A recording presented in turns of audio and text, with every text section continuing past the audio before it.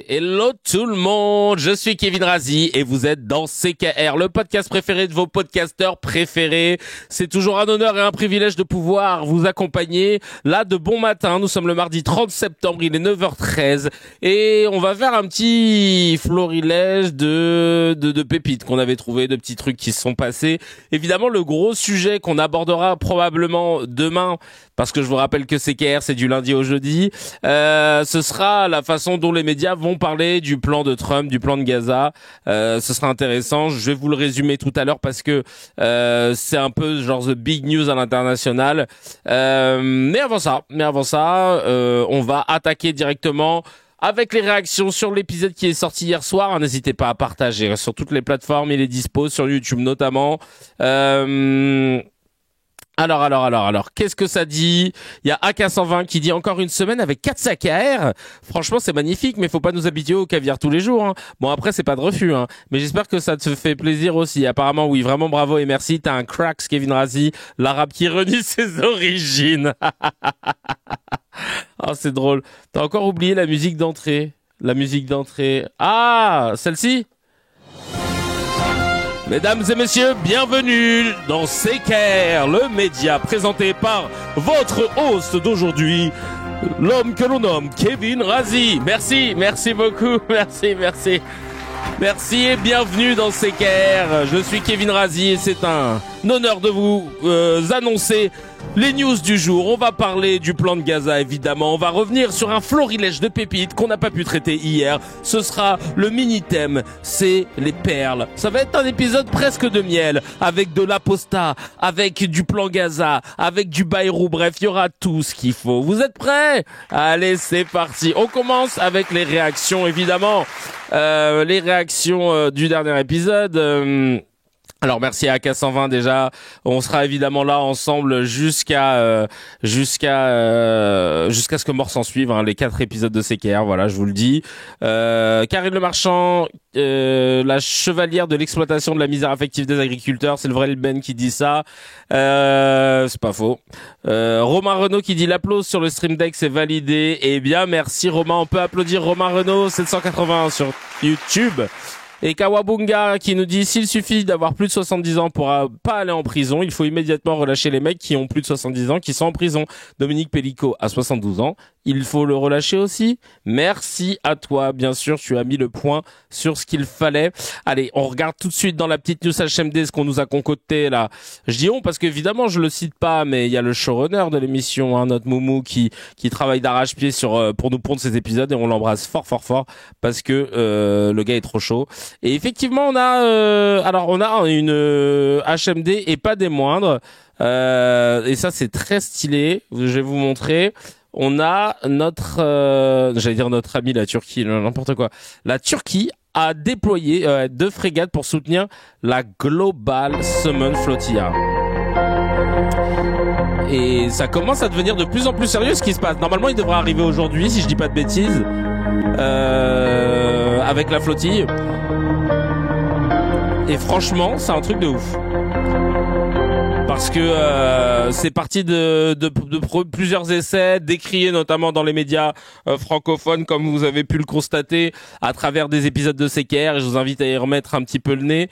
Parce que attention, je vous rappelle qu'il y a la chaîne CKR principale où je mets toujours le scan, mais il y a évidemment l'épisode en entier qui est disponible partout, mais sur une chaîne dédiée CKR l'émission. Donc en tout cas, force à toutes les personnes qui sont sur la Global Summit Flotilla. Voilà. Franchement, je force. Et salut les modos, Nour, Nafta, merci d'être là de bon matin. On attaque les mezzés direct, hein, on va pas perdre de temps. Les mezzés, qu'est-ce qui se dit dans les mezzés? Là, c'est une catégorie assez spéciale, la catégorie pourquoi on les invite. Ça, c'est la question qu'on se pose avec mes proches fans d'analyse média. Il y a des gens, pourquoi on les invite? Voilà. À commencer par un homme. Mais c'était lundi, donc c'était hier. Mais je l'avais pas vu. C'est Moumou Mourad Guichard qu'on embrasse, qui est sur le média, l'œil de Moumou, une de mes émissions préférées. Il a partagé ça. Quelle honte purée. Lundi, 8h30, France Info. Et tu te dis, mais à quelle heure il est nécessaire d'inviter, ah ouais, vous voyez peut-être pas bien, mais bon, vous avez compris, vous voyez l'animal, hein, vous voyez l'asticot. J'ai peut-être pas envie de le voir trop bien, en vrai. À quelle heure on se doit d'inviter cet homme? À quelle heure? En vertu de quoi? Pourquoi? À quelle heure? Non, vraiment, il n'a pas de mandat. Son parti ne représente rien, peut-être 0,2% des parlementaires, pas dans l'hémicycle chez nous, mais au Parlement européen. Parce que si je dis pas de bêtises, il a pas de député, ce petit filou, j'allais dire ce gros bâtard, mais peut-être se calmer, Kevin. Hein. Alors attends, Reconquête, on va regarder ça. Hop, hop, Reconquête, a-t-il des députés? Samy Lefleur qui dit pas de député. Non, ils ont pas de député à l'Assemblée nationale. Mais ils ont des eurodéputés parce qu'ils ont réussi à obtenir quelques sièges. Bah, Marion Maréchal qui leur a mis à l'envers d'ailleurs. Ils avaient eu un sénateur, mais il a quitté le parti récemment. C'était Stéphane Ravier. Ah oui, après les élections européennes, plusieurs eurodéputés ont été exclus du parti. N'importe quoi, ok. Ça pourrait être son nom d'émission. Non, mais à quelle heure? Non, mais ça pourrait être un nom d'émission à quelle heure? Ouais, c'est ça, juste ça, l'info, ouais, c'est ça. Donc voilà, tout ça pour dire que on invite vraiment des gens en vertu de, on s'en fout. Voilà, c'est, il est multi-condamné pour incitation à la haine raciale en raison de sa religion ou de son origine. Et t'as envie de dire, qu'est-ce qu'il vous faut de plus? Pourquoi vous l'invitez? Non, mais c'est quelqu'un d'important, il a de la notoriété. On se rappelle de cette excuse.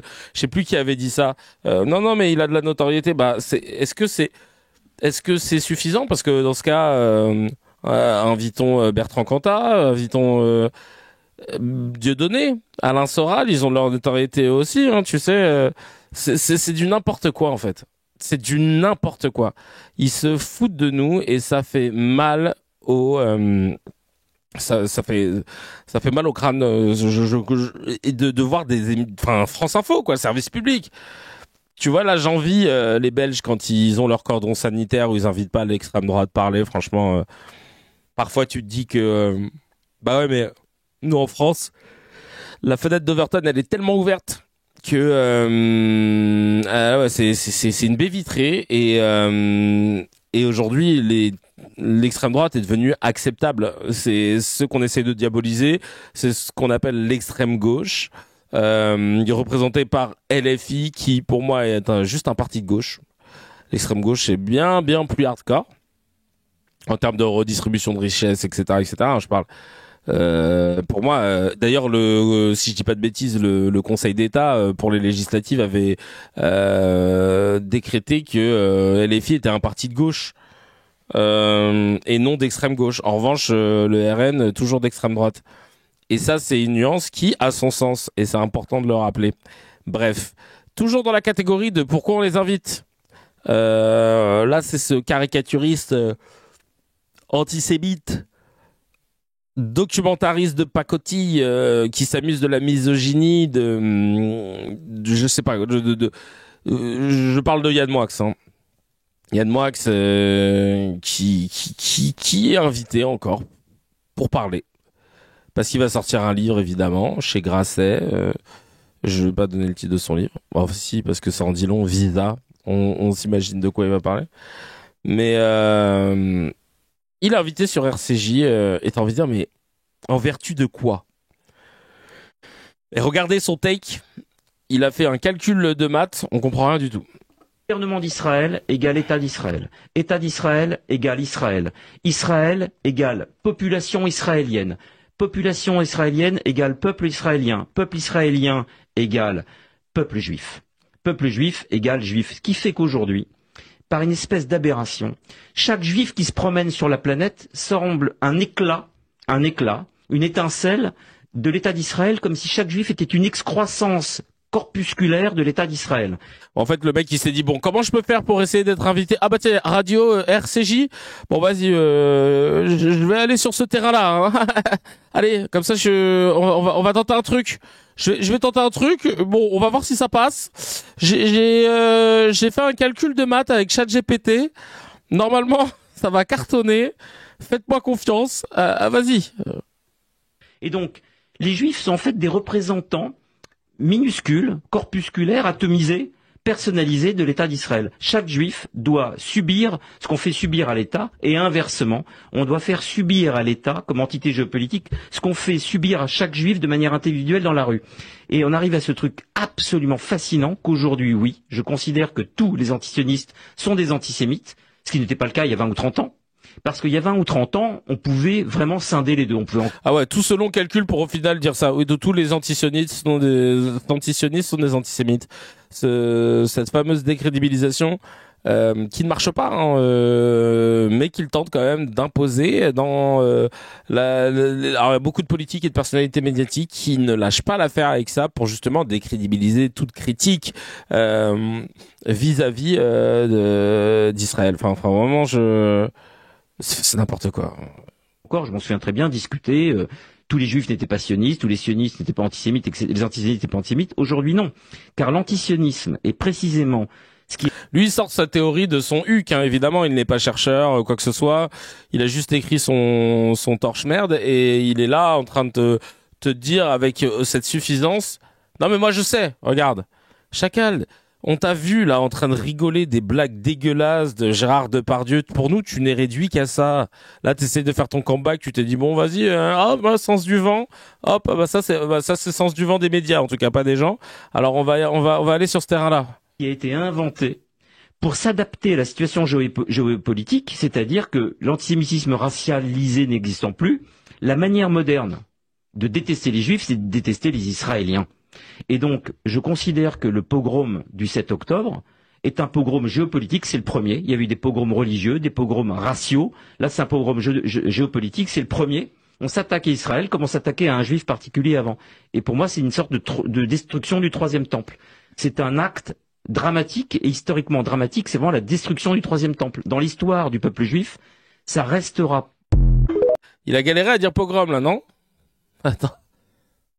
Là, c'est un pogrom géopolitique, est un pogrom géopolitique, c'est le premier. Il y a eu des pogroms religieux, des pogroms raciaux. Là, c'est un pogrom géopolitique, c'est le premier. Là, il nous a sorti la complète. Hein. Il s'est dit, comment je peux faire pour le comeback? Placer pogrom, je vais le dire 4 fois. On s'attaque à Israël comme on s'attaquait à un juif par... Le pogrom scandaleux que moi, je vois en tant que prof en banlieue, le pogrom.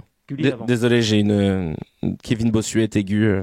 Et pour moi, c'est une sorte de destruction du... Parce que la Shoah, ce qui s'est passé, qui est le pire génocide, le pogrom de la Shoah... Du troisième temple. C'est un acte dramatique et historiquement dramatique, c'est vraiment la destruction... Bon, on arrête d'écouter, bref. Non, mais là, on avait envie de Bossuet, là. Hello, Laïd. Alors, les horaires de la quotidienne, il n'y a pas d'horaire. En fait... Quand tout se passe bien et que je suis à Paris et que j'ai pas de spectacle, ou de tournage, en général c'est 18h30, 19h, du lundi au jeudi. Mais là, par exemple, ce soir, je joue à Lyon avec la pièce Passeport d'Alexis Michalik, donc je fais mon live maintenant. Voilà. Le chouette. Il y a Tralala dans les commentaires sur Telegram qui dit ok, tout le blabla incohérent pour aboutir à les antisionistes sont antisémites, quelle caricature. Ouais, non mais de ouf. D'ailleurs, j'en profite pour vous dire d'aller checker le Telegram de la Cuenta CKR parce que dessus on met toutes les vidéos qu'on va traiter dans CKR et on prend les commentaires des gens. Voilà, on a notre écosystème à nous. Ça nous permet aussi, je le rappelle pour celles et ceux qui débarquent dans CKR, la Cuenta, c'est ce comité qu'on a créé, ce mouvement qui va prendre acte avec un recensement de toutes les vidéos qui existent, de toutes les personnes qui ont légitimé de près ou de loin le génocide à Gaza. Et nous, on les oublie pas. Et on sait que tôt ou tard, quand le tampon sera enfin tombé sur la feuille de la certification génocidaire, on pourra légalement aller taper à la porte de toutes celles et ceux qui ont dit oui, non, mais les enfants palestiniens, ils préfèrent mourir des bombes pour sauver l'humanité que tout Céline Pina, Antoven, tout ça. On ne vous oublie pas. Tout est dans la cuenta, voilà. Tout est dans la cuenta. Tout est dans la cuenta. Alors, on continue avec le Évreux. Alors ça, c'est scandaleux. L'hôpital d'Évreux appelle ses habitants à prêter de l'argent afin de financer des lits d'hospitalisation. Voilà. C'est-à-dire que, franchement, c'est le 3e hôpital en France à lancer une telle démarche. Je vous rappelle que donc c'est des hôpitaux publics. On est censé être en France. Ils sont censés pouvoir être financés autrement que par des dons, sachant que les gens qui vont donner de l'argent pour financer ces lits donnent déjà de l'argent à travers leurs impôts pour financer normalement ce qui est censé être des lits. On est où là en fait? Et j'espère d'ailleurs que notre nouveau ballon d'or d'Ousmane Dembélé va tomber sur l'info parce que il est d'Évreux, il est très attaché. Vous avez vu la dernière campagne Adidas, ça se passe à Évreux, machin, il est avec son pote d'enfance qui est manager. Et j'espère qu'il va se dire oula, attends, je vais mettre un petit billet, mais pas 10 000 euros hein, chacun. On sait que la capacité financière, on sait que ton plafond, toi, il est pas à 2 000 euros semaine, hein. Donc ce serait top. Néanmoins, c'est pas une injonction hein, que je fais parce que t'es d'Évreux, t'es footballeur, vas-y lâche de l'oseille. Évidemment, ce serait chambé. Mais là, ma vraie attaque, c'est surtout contre l'État français. L'État français, vous avez vu où on en est, quoi. Vous avez vu où on en est. C'est scandaleux. Vraiment, c'est scandaleux. Et alors, on a une breaking news. Attendez, breaking news. Raphaël Enthoven vient juste d'être annulé d'une librairie libérale à Bruxelles. Félicitations, on applaudit, évidemment. Les Bruxellois qu'on adore. Très très bonne initiative. Allez, on regarde cette vidéo. Rouvrir 22 lits grâce à la solidarité des habitants. Cet hôpital de l'Eure propose de lui prêter de l'argent via un emprunt citoyen. Je pense que c'est un investissement qui est porteur de sens, puisque la santé est un des sujets auxquels nos concitoyens sont très attachés. Et c'est également une façon de participer à l'économie locale. Une initiative qui séduit certains habitants. Parce que j'ai besoin de l'hôpital assez souvent et je suis prêt à mettre quelques billets pour leur subvenir. D'autres, en revanche, expliquent que leur situation financière les empêchera de donner. Il faut que les gens aient les moyens, quoi, parce qu'on est tellement surchargé de factures et puis les intérêts, les taxes, qu'on peut rien faire. On est les mains liées. Je dirais que c'est pas une mauvaise idée en soi. Mais le problème, ça va être aujourd'hui par rapport à l'inflation, il y a beaucoup de gens qui ont énormément de mal déjà à vivre. Il y en a même qui survivent. Donc je pense que ça va être très compliqué à mettre en place. Bah oui. À ce jour, un peu plus de 3 000 euros ont été versés sur un objectif de 100 000. Non mais c'est triste. En vrai, c'est tellement triste. Qu'est-ce qu'ils disent les gens en dessous? D'ailleurs, ça me permet de faire le lien avec un pseudo-économiste. Ah oui, tiens. Voilà où va l'argent des Français, merci Macron. L'évolution des 500 plus grandes fortunes, évidemment, de France, patrimoine cumulé. Non mais c'est indécent, hein, c'est indécent, vraiment. Comment Bercy efface en catimini une ardoise de 320 millions d'euros de pénalité fiscale pour Vincent Bolloré. Aide financière, humanitaire de l'Union. Il y a plusieurs gens. Bon, ok. Non, mais c'est pas. On peut pas comparer tout ça. C'est quoi ça? On est 20 à démissionner sur la Pitié-Salpêtrière, sur une centaine de responsables de structures et de services. Le cauchemar, il a commencé quand commencé à nous dire, va falloir que vous produisiez du séjour, alors que nous, on avait l'habitude de prodiguer des soins.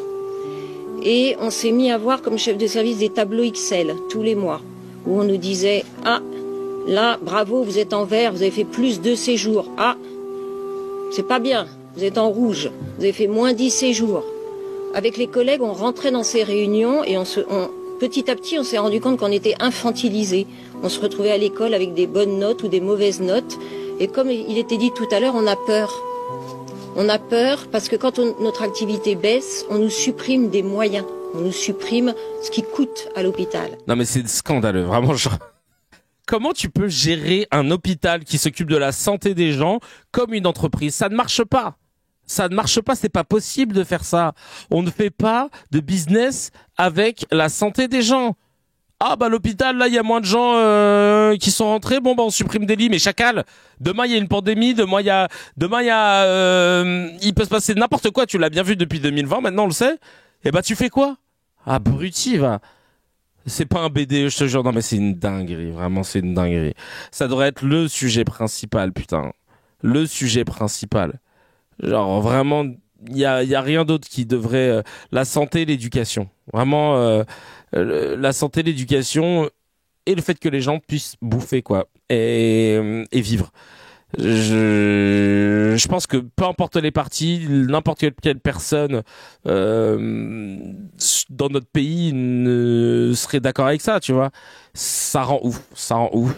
Et non mais je sais pas, tu te rends compte? Non mais c'est une dinguerie. Marie-Jo qui dit, mesurez-vous dans quel état Macron a abaissé et réduit notre système de santé? L'hôpital public dégringole vers ceux du tiers-monde. Kenobi qui dit, si seulement l'argent des parkings visiteurs servait directement aux hôpitaux. Putain, c'est pas... L'argent des parkings, c'est même pas pour les hôpitaux, c'est une société... C'est une concession genre privée? Mais non. Ah, faudra qu'on se renseigne là-dessus. La France retourne au XVIIIe siècle quand les hôpitaux étaient financés par la charité chrétienne. Ouais, c'est ça. De l'hôtel Dieu aux hôpitaux publics en faillite. Ah bah oui, c'est Indigo, Vinci, etc. Mais ouais, bien sûr, je suis con. Des hôpitaux en faillite, 3 siècles de révolution et des montagnes d'impôts après pour revenir au point de départ. Non mais c'est un scandale. Et d'ailleurs, je vais directement faire le lien avec Nicolas Bouzou. Nicolas Bouzou, c'est un économiste, il est présenté comme tel du moins dans les médias. Et vous allez voir. Merci Valorant, ça fait plaisir. T'as khalass tout le monde, ça fait trop plaisir. Tu nous égayes, tu es le sang de la veine. Nicolas Bouzou nous explique sur BFM que les riches sont déjà beaucoup taxés, etc. Et bon, je vais vous montrer le take d'abord qu'il a sur ce truc-là, mais bon, vous imaginez déjà ce qu'il va dire. Mais après, je vais vous expliquer qui est le personnage parce que ça fait un lien avec l'hôpital. Et vraiment, c'est là que tu vois que c'est vraiment un guignol. Et ça pullule dans nos médias. Alors, la société française est-elle une société de rentiers? Est-ce qu'il faut taxer les fortunes improductives puisque c'est non à l'ISF? Mais attention, taxer les riches, ça pourrait bien revenir, Nicolas Bouzou. Écoutez, ça tombe bien parce qu'il se trouve que nous sommes dans un pays dans lequel les riches sont déjà énormément taxés. En fait, il y a quand même une grande fake news là qui circule depuis quelques semaines. C'est l'idée que j'entends de plus en plus selon laquelle dans notre pays, plus on gagne d'argent, moins on est taxé. Bah, c'est tout simplement faux. On a le système fiscal le plus redistributif de tous les pays de l'OCDE. On a certains impôts, notamment l'impôt sur le revenu des personnes physiques, extrêmement concentré tout en haut de l'échelle. Donc en réalité, on est un peu en train de disserter, de tirer des plans sur la comète sur quelque chose qui existe déjà. Donc là, on a Nicolas Bouzou présenté comme économiste. Il n'est pas économiste, il a un master. Voilà, je voulais juste vous le dire, il a un master en économie. Et donc il n'est pas chercheur en économie. Et donc il dit, j'entends partout dire que les riches seraient pas taxés. Non, c'est là où on a le plus haut taux de concentration. Donc tu dis, ah ouais, d'ailleurs, donne-nous des chiffres, machin, parce que t'es un économiste et chercheur. Parce que Gabriel Zucman, lui, il te le dit.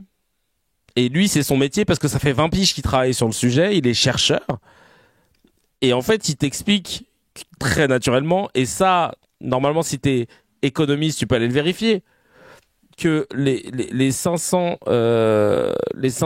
plus riches de France payent l'équivalent de 24% d'impôt sur le revenu contrairement entre 24 et 26, contrairement au reste de la population qui paye l'équivalent de 50 d'impôts, taxes inclus. Donc ce que tu dis, c'est faux. Pareil, quand il parle de la concentration d'impôts sur les hauts échelons, ah bah oui, effectivement, si ton revenu est élevé, tu vas payer beaucoup plus d'impôts. Sauf que, et c'est le problème, d'où l'intérêt de la taxe Zuckman, c'est d'aller chercher non pas l'impôt sur le revenu, parce qu'en plus l'ISF, tu vois, a été enlevé, hein, merci Macron, mais parce que surtout les riches qui ont des grosses entreprises qui tournent bien, tu crois que ils vont se verser un salaire de fou malade pour se faire ponctionner de 50% dessus? Ils sont pas bêtes. Ils sont bien entourés. Ils vont se verser des revenus très minimes par rapport à ce qu'ils pourraient se servir, et soit le prendre en dividende, soit le concentrer dans des holdings où là, ce n'est pas imposé, et c'est ça tout le truc. Alors j'ai pas le schéma exact, mais Gabriel Zuckman l'explique très bien là-dessus. Et c'est tout le problème. C'est dès lors que ça part dans tes holdings, hop, bah l'État ne peut pas ponctionner là-dessus. Et donc c'est pour ça que ce que raconte encore une fois ce Nicolas Bouzou qui dit j'entends partout machin, c'est pas t'entends partout, c'est juste t'entends Thomas Piketty, t'entends Gabriel Zuckman dire les termes en direct de la station thermale sur un sujet qu'ils maîtrisent car ils sont chercheurs en économie, alors que toi tu as qu'un putain de master en économie, donc tais-toi en fait, te vends pas comme économiste ou fais le taf, va chercher les sources, c'est un truc de ouf. J'ajoute quand même que là, ça fait 3 semaines qu'on n'est plus que sur les impôts en France. Là, on n'est plus que là-dessus. On est quand même le pays de l'OCDE qui a les prélèvements. 86% des Français demandent effectivement plus de justice fiscale. On les voit défiler dans la rue avec des pancartes. Oui, non, mais très bien. Non, mais il n'y a pas 80% des Français déjà qui défilent avec des pancartes. Et par rapport à ça, je vous le dis, on est déjà le pays le plus redistributif au monde et le pays qui prélève le plus. Donc si on considère que la solution à nos problèmes économiques, c'est d'aller plus loin là-dedans, on fait vraiment fausse route. On fait fausse route, Fabien Gay? Ah ben c'est l'économie et ce que soutient Monsieur Bouzou qui fait fausse route. Puisque l'économie de l'offre, la politique de l'offre, ça fait 25 ans qu'elle est mise en place. La question de la théorie du ruissellement, c'est-à-dire donnons beaucoup d'argent aux riches et aux grandes entreprises et ça va ruisseler, ça tout le monde voit bien qu'aujourd'hui ça ne peut plus durer. Nous avons à peu près 10 millions de pauvres. Attends, rien à voir. Son col, il est ouvert ou alors c'est juste que il a pas fermé? Non, je sais pas, c'est bizarre. En France, 15 millions de personnes n'arrivent pas à payer leur facture d'électricité. Plus d'un enfant sur 3 ne part pas en vacances. Plus d'un enfant sur... C'est Monsieur Gay, c'est pas le Gay. 3. Ou alors sinon là tu commences à dire des choses. Ne part pas en vacances, bref.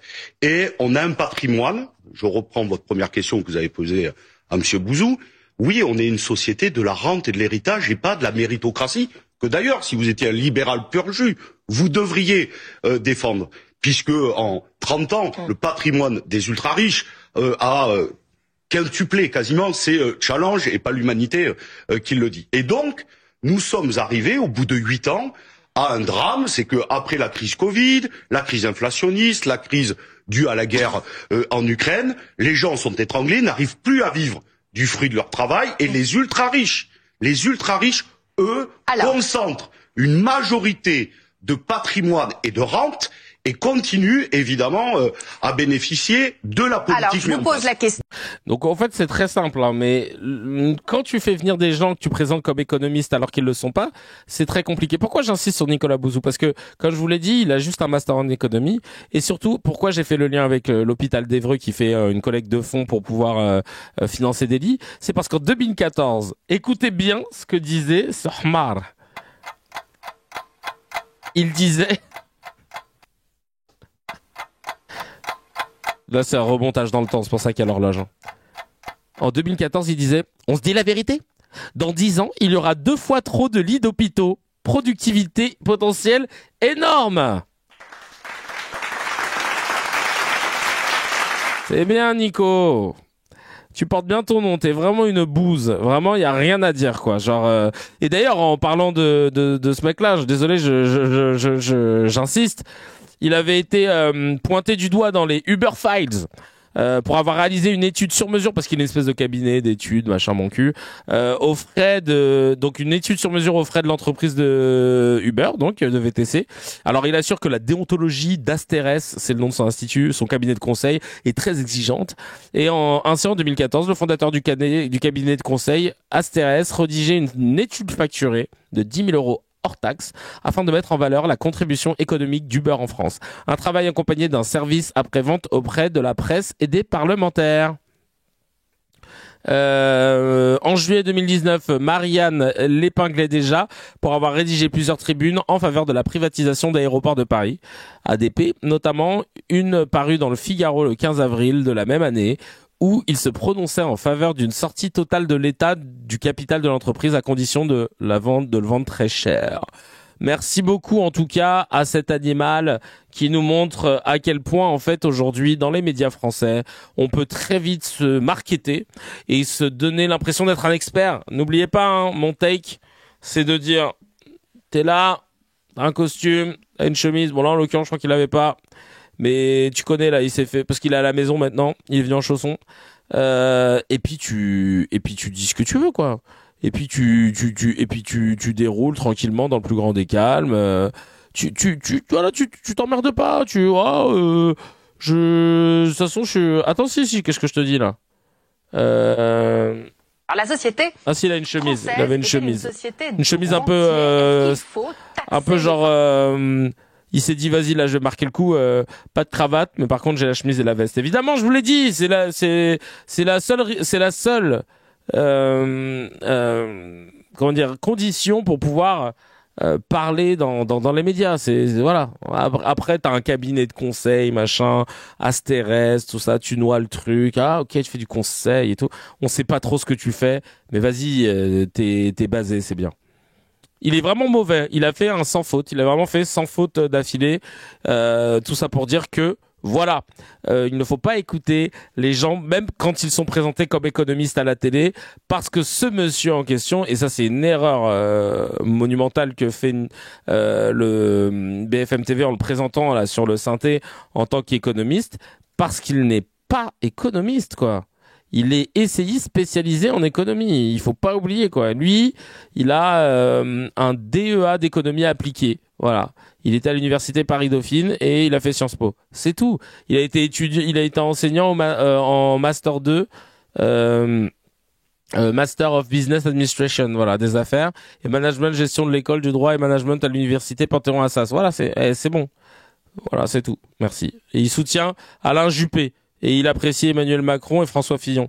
Ok, super, voilà le gars. J'espère que vous vous méfierez maintenant de cette personne, parce que on voit que c'est de la merde, tout simplement. J'ai pas d'autres mots à dire. On attaque avec Bibi Netanyahu, comme dirait Céline Pina, qui t'explique normal qu'il faut miser sur les influenceurs et TikTok pour gagner la guerre d'opinion. Encore une fois, hein. Donc ça c'est vraiment pas quand t'es dans le camp de la vérité que tu dis ce genre de choses. Merci de nous dévoiler la technique d'Elnet et compagnie, comme ça on passera pas pour des complotistes quand on en parlera, parce que là ça vient direct de la maison mère, on sait tout de suite. We have to secure that part of the base of our support in the United States. That is being challenged systematically. A lot of this is done with money of NGOs, vast, money of governments, vaster. Okay? We have to fight back. How do we fight back? Our influencers. I think you should also talk to them if you have a chance. To that community, they're very important. And secondly, we're going to have to use the tools of battle. You know, the weapons change over time. You can't fight today with swords. That doesn't work very well. Okay? Je trouve qu'il parle mieux anglais que hébreu. Et je ne parle pas hébreu, hein. Mais il est plus fluent. En hébreu, je le trouve moins fluent. And you can't fight with cavalry. That doesn't work very well. And you have these new things, you know, like drones, things like that. I won't get into that.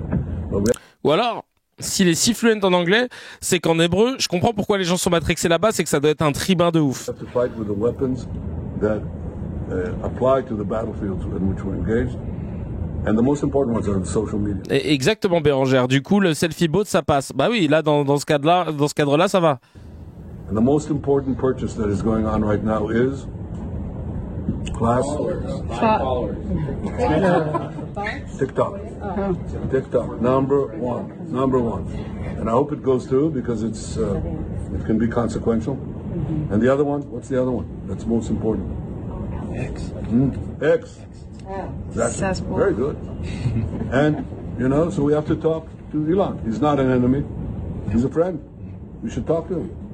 Now, if we can get those two things, we get a lot. And I could go on other things, but that's not the point right now. We have to fight the fight. Okay? To give direction to the Jewish people and give direction to our non-Jewish friends. Je te jure, il aurait dû rester prof. Il aurait dû être prof. Il a raté sa vocation. Il aurait pas dû être génocidaire. Prof, ça lui va mieux quand même, tu vois. Mais bon, c'est intéressant de voir quand même comment le mec, il est très conscient du fait que c'est une guerre d'opinion, c'est une guerre d'influence, qu'il faut travailler avec les influenceurs, TikTok, pour travailler l'image du pays. Mais en vérité, encore une fois, je le dis et je le répète, et ça depuis quelques semaines après le 7 octobre, quand on a commencé à avoir des pubs anti-Hamas qui pullulaient en pré-roll de vidéos YouTube, je me disais, mais à quelle heure t'as besoin de mettre autant d'argent pour dire que le Hamas sont des terroristes? Parce que on sait que c'est des terroristes. Qu'est-ce que tu veux nous prouver de plus? C'est comme si demain l'État français faisait des vidéos pendant son attaque après sa riposte après le 13 novembre. Oui, je vous rappelle que Daesh sont des terroristes et qu'ils te mettaient plein de messages.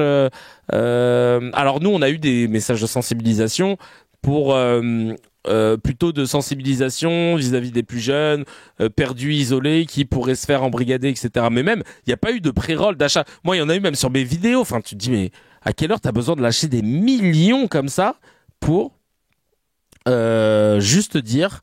c'est non mais c'est nous les gentils, voilà. Je voulais juste te dire qu'on dépensait beaucoup d'argent pour dire que nous on est dans le camp du bien.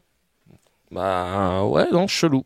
Ça ne se fait pas en temps normal. Normalement on est censé pouvoir le reconnaître avec discernement, de le ressentir assez facilement, de le constater dans les faits surtout. Là c'est que t'y arrives pas, chacal. Sal qui dit, il tient la presse, les réseaux sociaux, la majorité des politiques, et malgré tout, les gens voient très bien qui est l'oppresseur. Non, mais c'est ça qui est ouf. C'est ça qui est ouf.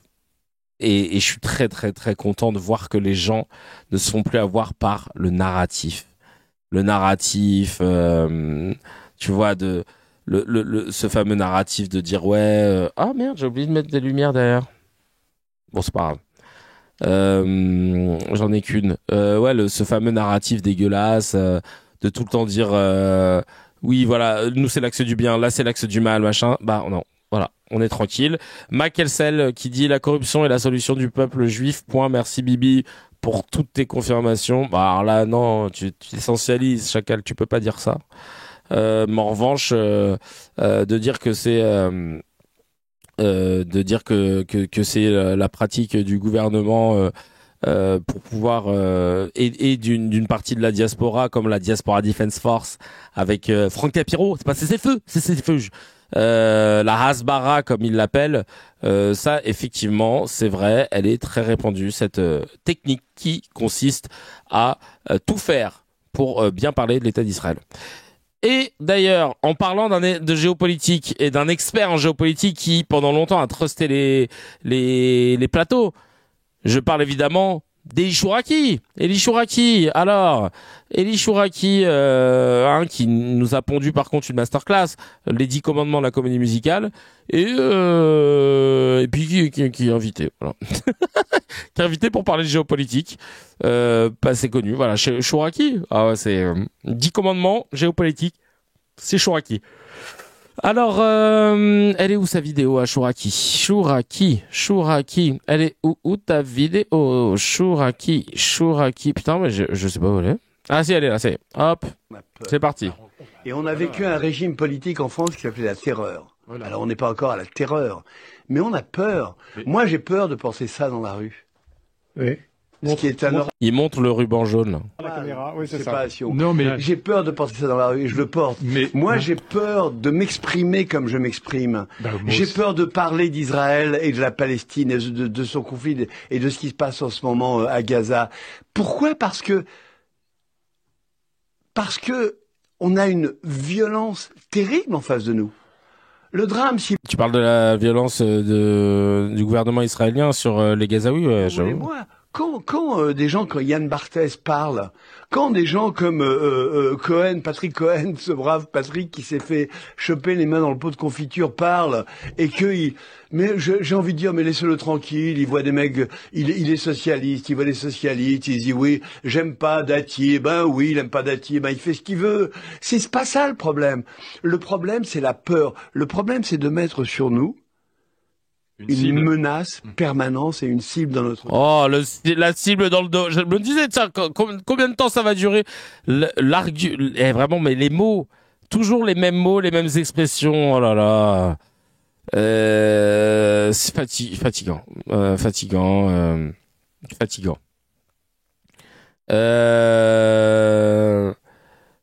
Qu'est-ce que je veux Ah tiens, Myriam In qui dit dans les commentaires, un pins censé revendiquer quelque chose, par définition on le fait pour montrer sa position que l'on assume fièrement. Si tu assumes soutenir une armée génocidaire coûte que coûte, mais que tu as peur de l'afficher, pose-toi des questions. De plus, je suis en conflit avec ma voisine qui met sur son sac poubelle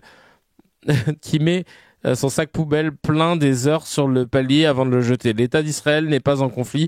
Il extermine et affame des Palestiniens avec un sadisme infâme. J'aime beaucoup le parallèle qu'elle a utilisé. Barre-toi des plateaux purés ou alors invitez aussi Christophe Maé pour avoir son analyse de la situation. Et pour continuer avec quelqu'un qui dans la Cuenta, là je pense qu'elle creuse sa tombe, hein, vraiment. Elle se bat, elle a pas compris la Cuenta.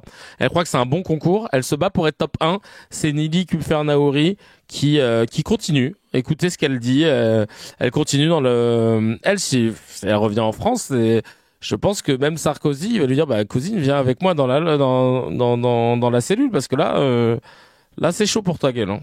Au président français Emmanuel Macron, qui a osé reconnaître un État fantoche. Nous sommes ici à Hébron, la ville des patriarches juifs, la ville où se trouve ici le caveau des patriarches, où sont enterrés nos patriarches et nos matriarches. Et nous sommes ici dans une maison où habitent des juifs. Et toutes les maisons aux alentours seront habitées très prochainement par des juifs exclusivement. Nous sommes venus ici pour vous dire Donc là, elle est dans une colonie occupée. Hein. Illégalement par Israël. Que de la mer au Jourdain, il n'y aura qu'un seul drapeau. De la mer au Jourdain, il n'y aura qu'un seul drapeau, donc ça veut dire, pour reprendre l'argumentaire des sionistes quand ils entendaient From the River to the Sea, donc là, ça veut dire l'élimination de la Palestine. Ça veut dire l'élimination de la Palestine. Mais c'est tout ce que ça veut dire. T'imagines d'un coup Pascal Pro qui devient pro-palestinien. Mais c'est tout ce que ça veut dire. Cette personne, cette avocate, est en train de nier l'existence même des Palestiniens. Mais c'est insupportable. Que non seulement Hébron est juive, mais toute la Judée Samarie est juive, et la bande de Gaza est juive. Tout est Israël, toute la terre d'Israël est juive pour l'éternité des temps. Pour l'éternité des temps. Que ça période française, ça? Ah ouais, non, le grand, elle est en roue libre. Gaza est juif, le rail est juif, DJ Snake est juif, Rima Hassan est juive, le loup-garou de Tiercelieu, c'est juif. C'est mon cousine, là-haut, Non, mais c'est flippant, hein. C'est flippant. Et ça, par contre, tu vois, imagine-toi l'équivalent de ce type de vidéo avec une personnalité qui a été invitée sur les plateaux télé, hein, en France, hein, c'est ça, le pire. Imagine-toi maintenant, qu'on débat justement quelqu'un comme Rima Hassan ou n'importe quel propalo qui commence à faire une vidéo comme ça. Mais ça fait le tour des médias. On se dit, mais c'est malade, elle a pété un plomb, faut l'attraper. C'est de l'apologie au génocide. Elle est pro, c'est de l'apologie au nettoyage ethnique et machin, et nan. C'est dingue, en fait. Bon, par contre, c'est vrai que je crois qu'il ne l'invite plus du tout, à part sur I24, évidemment. Mais pareil, I24, évidemment, la chaîne, tu l'as fait sauter, c'est bon.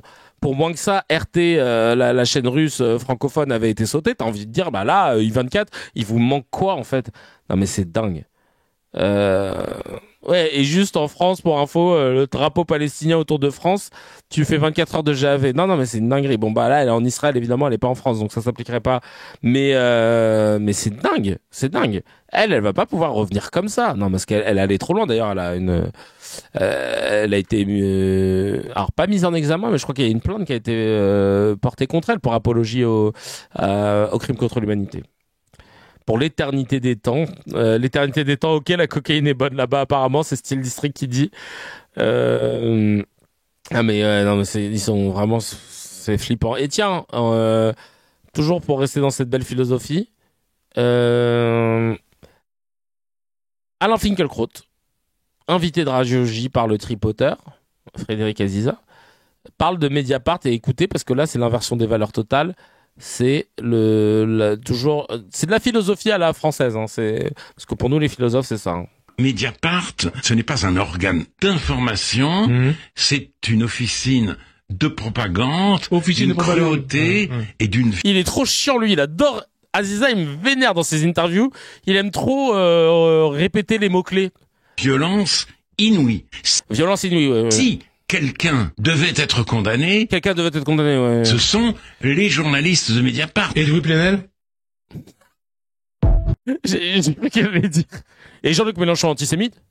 Jean-Luc Mélenchon antisémite, ouais, vous pouvez le dire? Ouais, dites-le, s'il vous plaît. Vous pouvez le prononcer? On est en train de filmer. Ouais, voilà, donc Mediapart, officine de propagande, hein, c'est connu. C'est vrai que 10 ans d'enquête, ils aient été relaxés plusieurs fois au tribunal malgré les tentatives de Sarkozy de les décrédibiliser. Ouais. Et alors Mélenchon, antisémite? Je te jure, j'attendais que ça là à la fin. Non mais c'est n'importe quoi. C'est n'importe quoi. C'est vraiment du n'importe quoi. Lui aussi, à un moment, il s'est autoproclamé philosophe. Je sais un peu pourquoi on l'invite. Il y a Nadigno qui dit taisez-vous, mais taisez-vous, avec sa tête de fou du village. J'aimerais bien savoir sur quel fait il s'appuie pour dire ça, parce qu'à ce compte-là, beaucoup de journalistes de CNews ou de BF Merde croupiraient en prison. Oui, la propagande de la vérité, c'est sûr. Bah oui, totalement. Parce que tout ce qu'ils ont dit est certifié. Et même si et n'en déplaise aux gens qui disent non, ils ont utilisé des faux, etc. C'est pas vrai. C'est pas vrai. Donc c'est compliqué. Hein. C'est con tu veux. Enfin, bref. On passe au scan de Razi.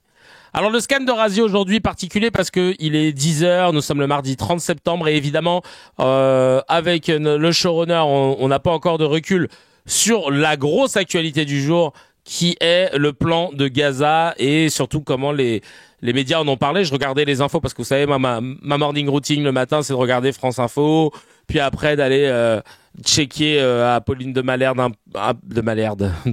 peu, de regarder CNews et d'aller sur Blast FM qui sont de plus en plus en train de faire du journalisme. Ils ont découvert ça là il y a 2-3 semaines là et c'est incroyable. Et donc là ils sont en plein dedans. Bon, il y avait le PDG de Super U qui disait que la taxe Zuckman c'était de la merde, ça servait à rien, que tout le monde payait déjà des impôts. Et il disait la prochaine étape ça va être quoi? Peut-être la taxe Zuck Maison, où là les gens vont devoir payer des impôts et s'ils peuvent pas ils devront donner 2% de leur maison. T'imagines quand même l'exemple nul que le mec a sorti tellement il a peur de devoir lâcher 2% de... Mais chacal, toi tu mériterais de passer à 10% juste pour c'est juste pour ça t'as envie de dire bah tu sais quoi oui grave la taxe foncière n'existe pas chacal, non mais tu sais quoi juste pour ça frérot on va te mettre à 7% juste pour cette vieille comparaison taxe Zuck Maison. J'espère que Zuckman il va entendre parce que vraiment c'est pété. Mais évidemment on va faire là plutôt un florilège de pépites sans lien entre elles sur un peu ce qui s'est passé là depuis 24 heures. Mais avant ça je voulais juste vous dire que ça y est, le nom est lâché depuis hier. Tout le monde le sait, sera le nom de ma nouvelle émission en public. Ouais. Nouvelle émission en public, ça va être génialissime. qui va être tourné le samedi 18 octobre. Le concept est très simple. 2 participants ou participantes seront en plateau. Moi, je serai animateur. Il y aura du public. Et le but, ça va être de regarder des questions qu'on a posées à des gens dans la rue, en mode micro-trottoir, et d'imaginer leurs réponses. Évidemment, on sera sur des questions autour de la politique, de la société. Ça va y aller, tu vois. On va se marrer, c'est le but. Et on va aussi apprendre des choses parce qu'évidemment, s'il y a des approximations, s'il y a des choses fausses qui ont été dites ou des idées reçues, on aura, comme dans les émissions que j'adorais regarder quand j'étais plus jeune, cette voix off qui arrive. Alors, comme le Big Deal, bon, sauf que le Big Deal on voyait, mais cette voix off qui arrive et qui te dit, alors Kevin, concernant ce que vient de dire Catherine sur l'immigration, il y a actuellement environ 10% d'immigrés en France. Tu vois, à chaque fois on aura des faits, etc. Et l'émission s'appelle Tout le monde le sait, parce que justement on est sur l'opinion, sur les gens, et je pense que ça peut être un game changer qui sera toujours en ouverture avec un petit édito en mode React de ma part, et ça j'ai hâte aussi de le faire parce que ça va être du React en public. Bref, une émission sur mesure où je me suis fait kiffer le samedi 18 octobre entre 16h et 18h à peu près. Vous réservez-moi votre fin d'après-midi. Ça va, c'est le samedi, donc normalement pour le taf c'est bon. Pour celles et ceux qui ont des enfants, on peut laisser exceptionnellement pendant 3 heures les gamins à son partenaire ou à sa partenaire, et puis voilà, j'aurais besoin de participants. Si vous voulez participer, envoyez-moi une vidéo de présentation parce que j'ai besoin de voir si vous êtes à l'aise, comment vous parlez, etc. et tout. Et puis si vous n'êtes pas pris tout de suite, ça veut dire que je vous mets en stock aussi pour les émissions d'après, parce que le but c'est que ce soit un programme récurrent. Ça va être dans le 19e arrondissement de Paris, à l'appart de la Villette. Il y aura que 50 places, donc autant vous dire que ça va partir très vite. J'ai hâte de pouvoir vous mettre la billetterie en ligne, et puis s'il y en a qui veulent bosser dessus, ne serait-ce que je sais pas, à l'organisation, à l'écriture, des trucs comme ça, on peut s'arranger parce que là c'est une émission 100% CKR, 100% cracks. J'ai trop hâte, en tout cas on va se marrer. Ça va être vraiment une nouvelle façon de parler de l'actu de façon satirique, etc. à travers un jeu. J'ai trop hâte. Pour les cadeaux, parce que les cadeaux, t'as vu, j'ai pas de budget encore pour les 2 premiers épisodes, donc je vous propose pour les participants qui gagneront 2 places. 2 places en carré or pour aller voir Passeport d'Alexis Michalik au Théâtre de la Renaissance, magnifique théâtre parisien qui date du 19e siècle, où je serai sur scène évidemment, et on pourra se voir après. En fait, c'est du 9 au 21 décembre que je serai sur scène. Ce sera mes dernières dates, et après je tire rideau, je tire ma révérence. Les places, elles sont à 60 € en catégorie or, donc je vous arnaque pas. C'est pas un truc où style tu pouvais lâcher 15 €, tu serais venu. Donc voilà, je vous mets bien.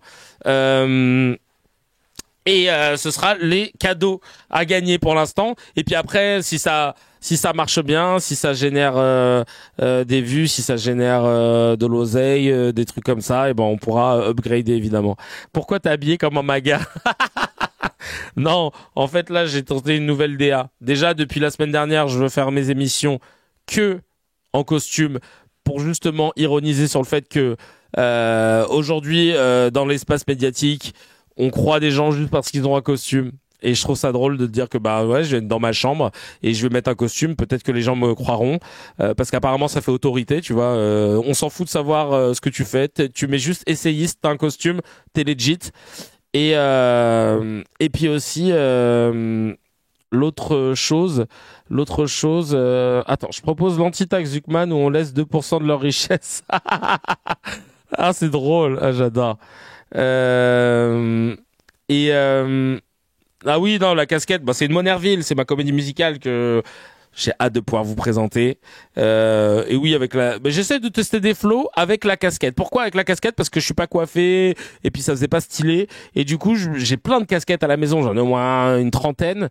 Et je voulais faire un flow en mode draft NBA. Voilà. Et pour celles et ceux qui ont la ref, ils vont dire ah, j'ai capté. Voilà. Allez. On continue. Putain, vous êtes là quand même de bon matin, là, 84 personnes, ça fait trop plaisir. On va faire le florilège des pépites sans vraiment de lien sur ce qui s'est passé dans l'actualité. Et c'est parti avec cette nouvelle qui est tombée. Le plan Gaza, le plan américain, a été présenté par Donald Trump. Et il aurait même été déjà accepté quasiment dans son intégralité par Benjamin Netanyahu, comme dirait Céline Pina. Le plan américain en mode post-guerre pour Gaza, c'est du costaud et du contrôlé. On résume. Le Hamas, zéro rôle politique. Voilà. Donc ça c'est clair, comme ça c'est carré comme en Corée. Selon Trump, le Hamas a accepté, on attend de voir la confirmation, infrastructure militaire du Hamas, tunnels, stocks, etc. à détruire et interdiction de reconstruire. Les combats suspendus le temps d'organiser la libération des otages. Ah, je reçois un coup de fil. Ah, je suis obligé de refuser. Hop, parce que ça fait du bruit. Les combats suspendus le temps d'organiser la libération des otages. Dans les 72 heures après l'accord public d'Israël, tous les otages vivants et morts doivent être rendus. En échange, Israël libère 250 condamnés à perpétuité et 1700 Gazaouis détenus après le 7 octobre 2023, notamment des enfants. Politique locale, exit le pouvoir partisan. Gaza sera dirigé par un comité palestinien technocratique et apolitique, pas élu, et chargé des services quotidiens. Et ce comité serait supervisé par la Maison Blanche, Donald Trump en guest, et même Tony Blair dans le rôle du monsieur sérieux. Super. Ouais, selon Trump, la source la moins fiable, je te jure. La pire source du monde. Donc ça c'est bon, ça c'est noté. Netanyahou a applaudi et dit soutenir, et le Hamas pour l'instant rien de public.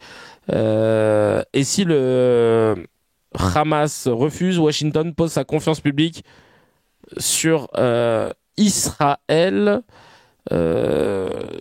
Sa confiance publique. Je pense qu'on avait déjà vu que tu lui faisais confiance. Hein. Chacal, là, on a vu que c'était même plutôt l'inverse. Hein. Ah oui, sa confiance publique sur Israël pour détruire la menace. Traduction. T'inquiète, Chacal, on va larguer des bombes. Hein, voilà. Bon bah merci bien. Hop, c'était cool. Tiens, qu'est-ce qui se passe là? On m'a envoyé un tweet. Le patron voyou doit être traité comme un voyou. C'est encore pire d'être un voyou dans haut de l'échelle.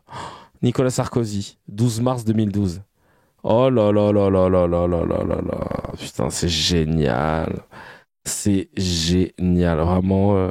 Il nous tend des pépites à chaque fois. Vraiment, ferme-la, quoi. C'est pour ça que je vous dis, là, vraiment, on est dans le thème des pépites. À chaque fois, taisez-vous, en fait. Taisez-vous. Valls, je crois qu'il est chaud pour Gaza. Valls, il attend que ça, là.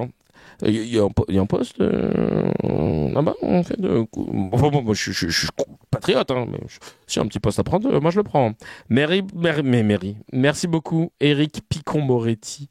Et oui, Valls, il est chaud pour Gaza, de ouf. Il serait capable. Il serait grave capable. Sur Radio J, il y en a un qui a pété un boulon.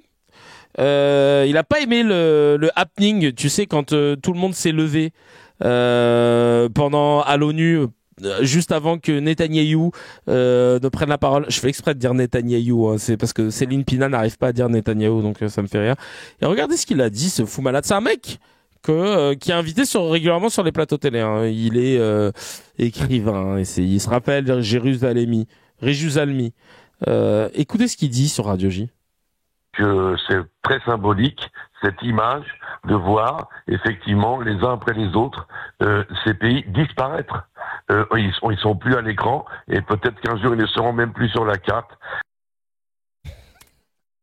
Ça va toi Qu'est-ce qui s'est passé de bon matin là? Qu'est-ce que t'as bouffé, chacal?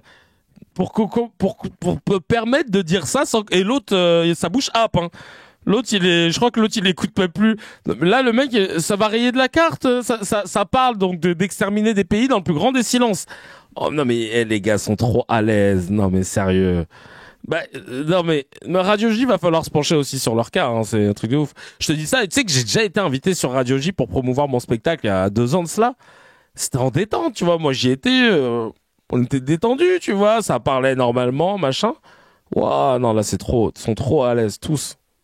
Et je rappelle que dans l'histoire, toutes les nations, toutes les cultures qui s'en sont pris au peuple juif, cherchant à le brimer, à l'exterminer, eh bien, ont disparu, ne sont plus sur la carte. Leur siège est vide, alors que le peuple juif, lui, est toujours là. N'importe quoi. Attends, on va réécouter ça.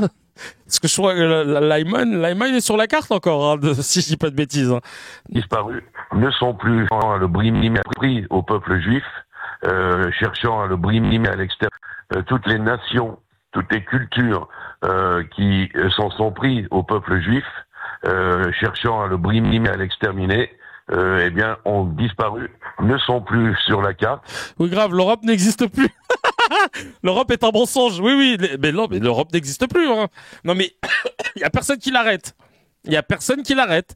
Le mec raconte de la merde. Et il y a personne qui l'arrête. Leur siège est vide, alors que le peuple juif, lui, est toujours là. Et que le Premier ministre israélien parlera peut-être un jour devant une salle complètement vide des Nations Unies, mais il parlera, et donc le peuple juif, lui, demeure. Ah ouais, donc lui, il est en train de te dire un jour peut-être que Netanyahou, il parlera devant une ONU qui sera vide. Sous-entendu, si on continue dans son take là de génocidaire, c'est qu'un jour peut-être Israël, ils vont défoncer toute la terre, il y aura plus que eux, c'est ça? Non mais ou alors il parle d'un jour Netanyahou va parler devant une salle vide à l'ONU, c'est peut-être qu'il est en train de s'échauffer, tu vois, ce sera avant la séance, il sera en répète. Enfin, je comprends pas en fait. Mais oui, à l'écouter, il veut qu'il ne reste que les juifs, ou je sais pas ce que tu dis, Chacal, mais c'est trop hardcore en fait pour qu'on ne souligne pas la dinguerie de ce que tu racontes, vraiment. C'est un truc de ouf. C'est un truc de ouf. Attends, 2 secondes. Hop. On va voir la suite. Ah bah tiens, dans les pépites. Enrico Macias. On va écouter son intervention sur une vidéo. Et ensuite, je vais vous faire un challenge. Toujours, je vis avec Israël. Quand je dors le soir, mon cœur bat pour Israël. Quand je me réveille, mon cœur bat pour Israël. Je dis pas qu'il bat aussi pour la France. Ça serait vraiment mentir. Mais je vis avec Israël. Quand je dors le soir, toujours. Donc maintenant, prenez une IA, remplacez Israël par Algérie et postez la vidéo. Le lendemain, vous faites la une de tous les médias possibles et inimaginables. Même sur Gulli, ils font un flash spécial. En direct de Gulli Info, il s'est passé un truc de fou. Il a dit un truc. Non mais c'est une dinguerie. Hein. Le mec, dans le plus grand... Et je vous dis ça, pas en mode conspi, pas en mode... tu vois, je vous dis ça en mode jurisprudence Karim Benzema sur cette interview où une phrase sortie de son contexte, il disait que la France c'était le drapeau, mais que son cœur est aussi algérien, je sais pas quoi. Tout le monde s'en a emparé, et notamment les politiques. Ils l'ont pas laissé respirer. Et la une de tous les commissariats aussi, moi je te jure. De ouf. Non mais dinguerie quoi. Comment tu peux mettre ça? Oh là là. Et tu l'invites dans le plus grand des calmes. Je comprends pas. Allez, on va changer un peu dans les pépites. On va passer à un truc un peu plus tranquille. Un nouvel apostat a été débloqué. Je sais que les apostats, ils ont le seum contre moi. Ils veulent absolument que je débatte avec Bilal Apostat. Déjà, ça me fait gaulerie que les apostats, ils mettent tous apostat dans leur nom. Tu sais, tellement, en fait, ils n'existent pour rien d'autre que genre, ils veulent être reconnus, tu sais, pour une... Tu sais, d'habitude, tu mets, je sais pas, moi... Tu mets Vivien, photographe pro. En fait, ça me fait pareil. Voilà. C'est Vivien mécanicien. Vivien mécanicien, Vivien... Ah, trop cool, 93, ça fait plaisir, merci beaucoup. Bref, les apostats, ils ont le seum contre moi parce qu'ils pensent que je suis contre les apostats. Ils n'ont pas compris, du coup, mon angle, parce que même dans notre commu de cracks, il y a des apostats. Mais c'est pas un péché pour nous. Enfin, tu vois, parce qu'on est ouvert d'esprit, je veux dire, chacun, justement, le principe d'être en France, c'est la liberté de croire ou de ne pas croire. Là où, évidemment, je ris, c'est quand je vois que ces anciens musulmans sont reçus, mais à tapis rouge, à bras ouverts, sur comment ça s'appelle, sur les plateaux télé, notamment de CNews, qu'on leur coupe pas la parole et que là ils déversent leur haine de la religion. En fait, c'est ça le truc. Que tu sois apostat, ok, mais pourquoi t'as besoin de faire des cabales incroyables, la tournée des médias, faire des livres, faire des chaînes YouTube pour dire à quel point l'islam c'est de la merde. Enfin, je veux dire, t'as quitté l'islam, grand bien t'en fasse, mais pourquoi t'as besoin de dénigrer la religion de gens qui la pratiquent encore, de gens qui sont même dans ta famille, de ton entourage? Tu as eu des mauvaises expériences, voire des expériences très traumatisantes ou violentes, je ne le nie pas, et je peux comprendre que tu aies la haine, mais de là à en faire un business, ça devient malsain, parce qu'au bout d'un moment, la religion que tu ne voulais pas, la religion que pour laquelle tu as décidé de totalement dont tu as décidé de te couper, ça devient ta seconde peau. T'as envie de dire, bah mec, aujourd'hui tu n'existes que parce qu'on sait que tu étais musulman. Donc au final, je sais pas si c'est le bon truc. Je sais pas si c'est ça que, de base, ce que tu voulais dans ton apostasie. Je sais pas si le but c'était qu'on t'associe à cette religion. Bah c'est de la posture, je te jure. C'est le fait d'en faire un business. Mais oui, Nour, vas-y, Nour apostat, je te jure, si tu peux prendre 2-3 bifetons, bismillah, fais-toi plaisir.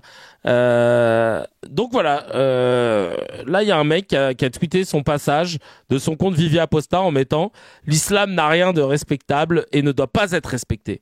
Ex-musulman, je témoigne sur CNews de pourquoi j'ai renié l'islam. » Mais vraiment, t'as Ibra qui dit CNews c'est Apostat TV ou quoi? Ils aiment inviter des apostats pour cracher sur l'islam à la moindre occasion. Ils aiment cracher sur l'islam, mais ils invitent jamais de musulmans qui parlent bien de l'islam, sauf si c'est Chalgoumi.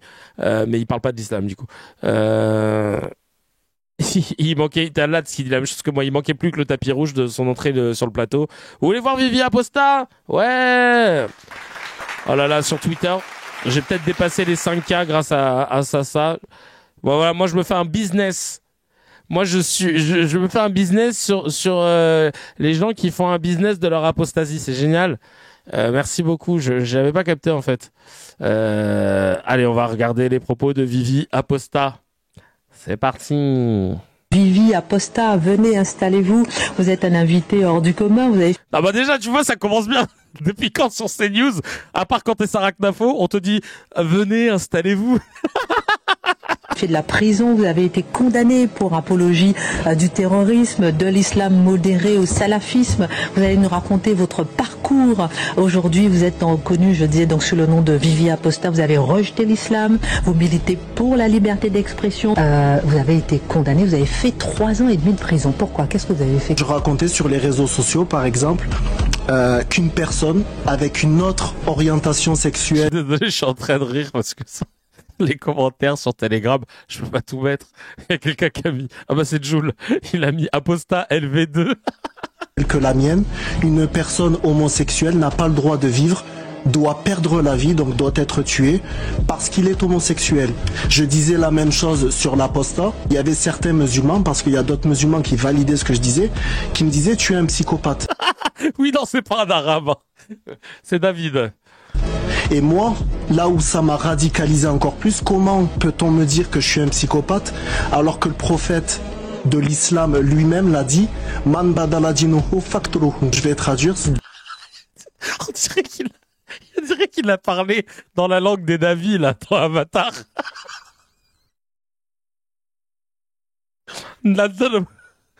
Nandalalalu, lambilalou. On aurait dit un barbe à papa. Barbe à trup.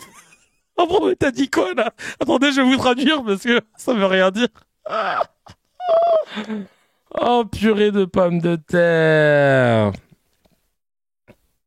Ah, attends 2 secondes parce que je reçois des coups de fil. Je te rappelle plus tard. Je suis en live. Et je vais dire je te rappelle plus tard aussi. Je suis en visio. Hop. Alors attends. On continue.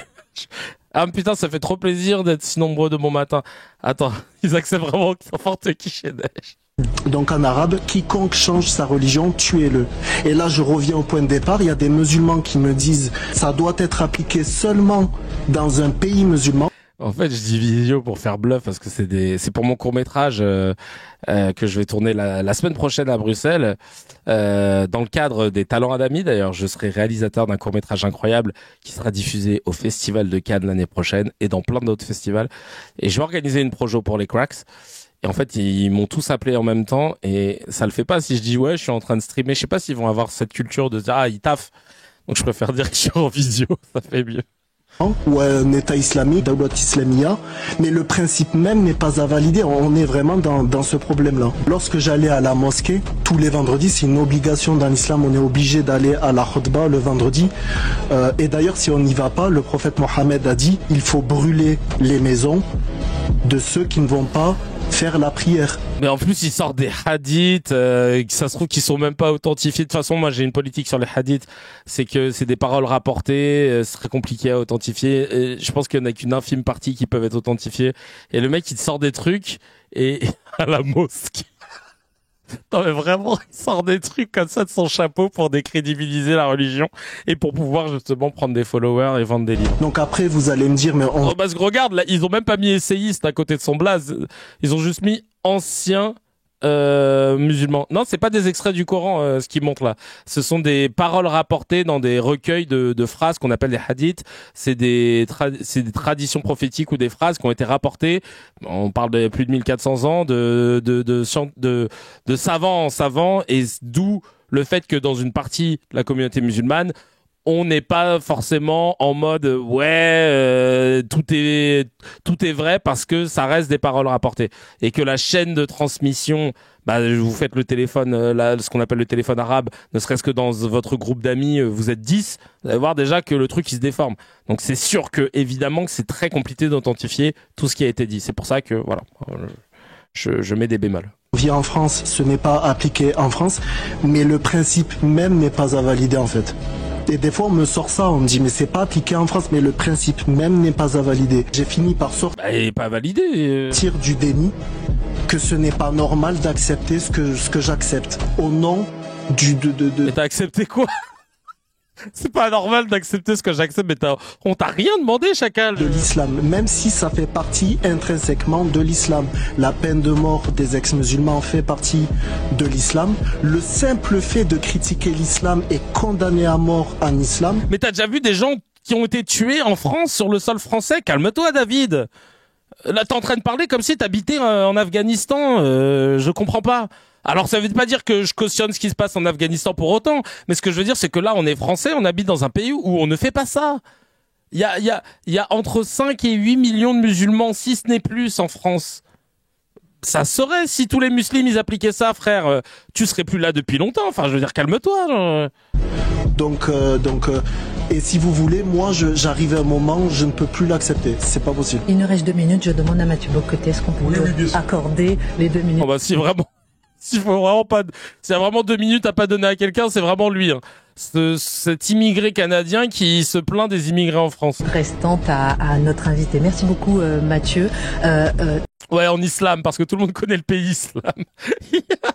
Juste à côté de la musulmanie, pas très loin d'Agraba. Il nous reste 2 minutes, donc 3 questions rapides. Premièrement, pourquoi vous avez choisi votre pseudo Apostat sur les réseaux sociaux? Parce que vous osez. Apostat, c'est menacé, c'est condamné à mort. C'est ça, exactement. Première question, pourquoi vous critiquez, vous passez dans l'autre côté, vous critiquez l'islam? Et troisième question, est-ce que vous recevez des menaces de mort? Alors déjà, pour la première question concernant le pseudo, moi je me définis pas comme apostat, parce qu'il y a des gens qui ne... Non, moi comme imposteur. Ça c'est sûr. Non, parce que le mec qui s'appelle Vivi Apostat sur les réseaux. Alors moi je me définis pas comme apostat. Vraiment, moi j'aimerais bien qu'on arrête de me ramener à mon apostasie. Vraiment Attendez, il y a Emodem qui nous a... J'étais musulman il y a 5 ans. Cet été, je profite en homme libre du porc et d'une bière. Oh mais le vieux gars. Mais chacal, même en étant musulman, tu peux le faire. Genre t'as aucun... Genre là je peux te citer au moins 5 personnes dans mon entourage qui font ça et qui sont musulmans. Non mais frère. Oh, le vieux gars! Mais lui, il veut trop se faire accepter. Non, mais c'est Jimmy Labeu. Non, mais il fait pitié. Et il met le Coran et tout. Que de la provocation. Oh là là. Du coup, t'es devenu une star. J'aurais toujours du mal avec les pseudo-anciens croyants qui, du jour au lendemain, se permettent d'insulter des milliards de musulmans. Si t'étais sincère dans ta foi, ferme juste ta gueule et respecte les autres. Merci! Merci, purée de pommes de terre. Merci. C'est juste ça qu'on dit, en fait. Ni plus ni moins. On veut pas que t'aies de problème. On veut pas que tu sois menacé ou quoi que ce soit. Évidemment, on va pas se réjouir de ça. Mais juste, comme il l'a dit, si t'étais sincère dans ta foi, ferme juste ta gueule et respecte les autres. C'est tout. Merci d'avoir dit les termes en direct de la station thermale. Maroc Maghribi. Bon, je pense pas que ce soit ton vrai prénom, mais... Oh, allez, on continue avec la postale. Merde. Comprennent pas ma démarche, qu'ils me disent pourquoi tu t'appelles Apostat, tu te définis comme tel. Non, moi je m'appelle David, c'est mon prénom. Mais pourquoi Apostat sur les réseaux? Parce que Apostat, c'est un statut juridique dans l'islam. L'apostat, il est condamné à mort. Je suis désolé de le répéter, c'est dans l'islam. Ça fait pas partie de l'islamisme, ça fait partie de l'islam. Les hadiths, donc les actes et paroles attribués au prophète, sont clairs à ce sujet. Il y a consensus à ce sujet des 4 grandes écoles de droit juridique qui sont encore enseignées en France en 2025 dans les facultés de droit islamique. Donc ça... Il y a des facultés de droit islamique en France. Eh ben, t'es allé t'es allé à Muslim 8? Non, moi j'ai été accepté à Muslim 4. Je connaissais pas le cursus. En tout cas, c'est bon à savoir. Alors encore une autre photo de Amy. Le prof s'appelle Chalgoumi. Ici à côté du Coran, jambon cru. Non mais frère. Oh là là. C'est Hassas avec un... Non mais n'importe quoi, vraiment. Ah putain, bien joué Jérémy Detlo, mon gars sûr. Il a l'air mieux que celui-là, imbécile. Viol, violence en réunion, lourd bilan à la foire de jambon de la Bayonne. Putain, mais... La bière démon, ouais, non mais il fait pitié. C'est de la provocation. Il sert à rien du tout. Enfin, genre... Non mais... Des dates en dessert, ouais. Tu sens que il a pas tout perdu. Hein. Il s'est dit non, par contre ça j'aime bien. Une petite touche sucrée pour sa son cholestérol, je te jure. Ah ouais, putain, n'importe quoi. Bon, j'arrête avec sa vidéo parce qu'il m'a saoulé là, mais vraiment il est ridicule. C'est pas vrai. Oh là là, ridiculous, vraiment. Bref. Céline Pina, celle qui dit Netanyahou. Elle a réagi par rapport à un tweet à Strasbourg. Il s'est passé un truc, je vais vous montrer. Là, c'est Emmanuel Brisson. Emmanuel Brisson, c'est qui? Alors, attends, je regarde juste qui c'est la personne qui a tweeté ça. Emmanuel Brisson, elle est née à Biarritz en 96. Ok. Pour servir le Pays Basque. D'accord. Photographe française? Non, je sais pas. Hop, on va regarder les calories du démon. On va regarder Emmanuel Brisson, ce qu'elle fait dans la live. Celle qui a tweeté. Elle est chef de file de Vivement Demain. D'accord. Basque. Vivement Demain, c'est pour casser les codes, pas casser les potes. Avec Emmanuel Brisson. Candidate aux législatives dans les Pyrénées-Atlantiques. Ok, d'accord. Pour casser les codes, ok. J'ai un pote qui est basque en plus. Je me demande s'il est qui est en politique. Vivement Demain. Est-ce que c'est... Bref. Eh ben, je vais vous montrer son tweet parce que j'en parle. Et Vlatipa qu'elle a posté un truc. Voilà ce qu'elle a mis. Une ville qui choisit une femme voilée pour incarner sa douceur, c'est une ville qui tourne le dos à la laïcité. Honte à la ville de Strasbourg de financer cette propagande islamiste. Strasbourgistan. Alors là, ce matin, sur France Info, il y avait des extraits, il y avait des commentaires là-dessus. J'espère que demain, je les aurai pour pouvoir vous montrer. Et donc, voilà. Donc pour elle, c'est scandaleux. Voilà. Alors apparemment Nacera, 66 ans qui est sur la photo, n'est pas la seule sur la campagne, mais elle a fait partie des plusieurs visages. Et évidemment, vous vous en doutez bien, ça a pas fait plaisir. Et regardez ce que Céline Pina nous en dit. Vous êtes prêts ? Attention, là c'est ça y est, c'est la stupeur, c'est les Arabes sont aux portes ils sont à Poitiers là et ils vont gagner, attention. L'islamisation de la société en marche. Cette dame n'incarne pas la douceur, mais l'infériorisation de la femme et le refus de lui accorder l'égalité dans le droit. Peu importe ce qu'elle est, même si c'est la personne la plus gentille du monde, elle est instrumentalisée au service d'une cause immonde. Oh, petite rime et tout. Sa fonction sur cette affiche, c'est d'imposer le voile comme une chose normale dans notre société et dans notre espace public. Cet outil qui permet de l'apartheid sexuel, est une attaque frontale contre la dignité humaine, comme l'est le refus de l'égalité au nom de la race. Sauf que lorsque vous vous indignez parce que l'on refuse aux femmes l'égalité et que vous combattez ces signes d'infériorisation, vous êtes justement accusé de racisme. Et on vous répond que la personne sous le voile est la crème de la crème. Donc que si vous la critiquez, c'est probablement par rejet des musulmans. Quoi ? Sauf que la plupart des musulmanes ne sont pas voilées. Celles sous influence islamiste, si. Oh. Et là, je pense à toutes mes potes qui ont porté le voile ou qui portent le voile et... Putain, vous êtes juste des influenceuses. Vous êtes juste influencées par l'islam. Je suis déçu, vraiment. Je pensais que c'était une démarche personnelle, rien du tout. Oh là là. Le racisme comme le sexisme sont les deux principaux motifs d'apartheid.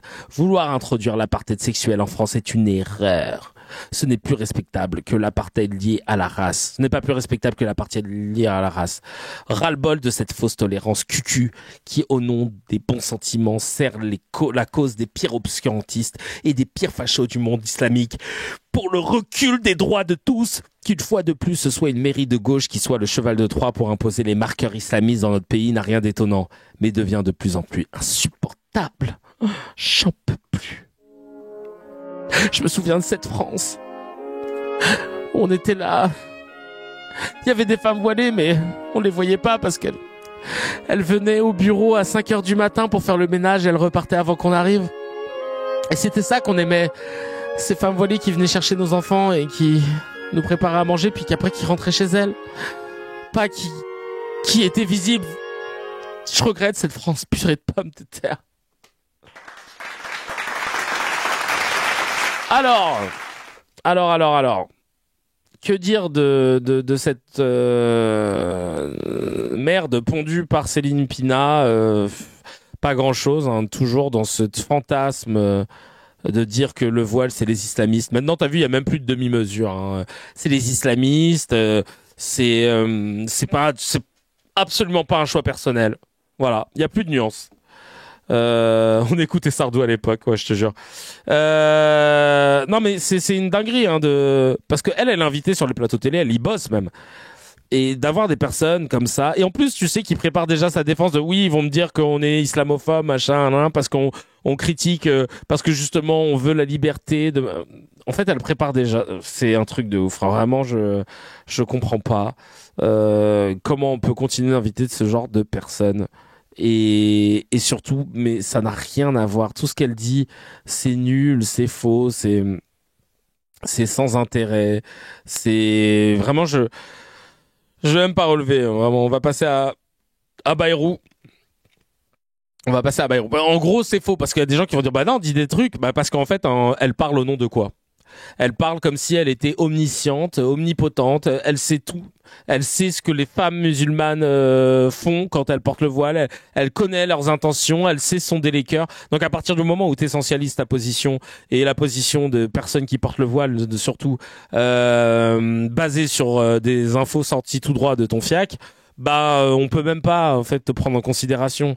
Je veux dire, là, tu sens juste que c'est une haine de de ce que tu as toi à l'intérieur. Et quand bien même tu rejetterais juste le voile parce que tu considères que c'est une humiliation, etc., à partir du moment où tu arrives à comprendre qu'il y a des gens qui le portent sciemment, et même s'il y en a que une qui décide de le porter sciemment parmi toutes celles qui le portent, eh ben c'est la liberté de son choix et il faut le respecter. Parce que, encore une fois, je n'entends que très peu de personnes se mobiliser pour se dire que dans la religion juive, il y a des femmes qui se rasent la tête pour ensuite mettre des perruques. Et le coup du rasage de crâne, la vie de ma mère, je trouve ça encore plus hardcore.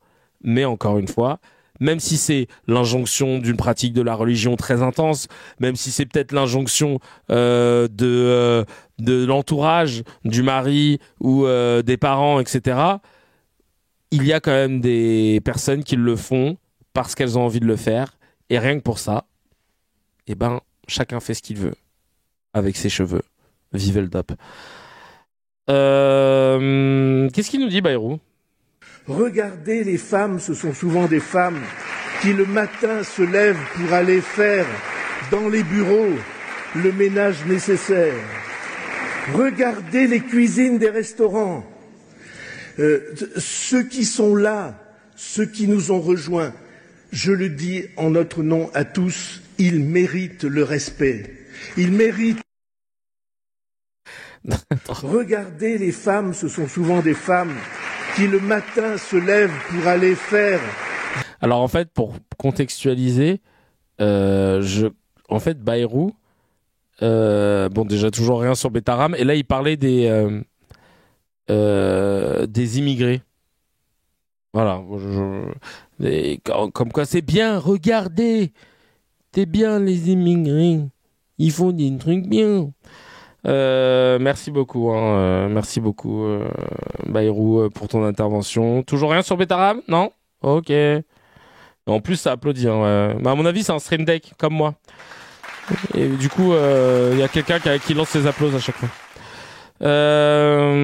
Ouais, on est en 2025, le mec, vraiment, dans les commentaires, il y a Sal sur Telegram qui dit « J'ai eu le grand honneur de traiter cette tête de cul de loser, il a l'air encore plus con en vrai. » Ah ouais, toi, t'as des guts. Tu t'es dit « Vas-y, j'y vais. » Et ben, force à Watt. Amina Ta qui nous dit « Mais ça date de quand, ça ? Lui, à force de retourner sa veste, il va se faire une entorse au poignet. Oh, je te jure, désolé pour le bâillement. » Alors... Hop. Je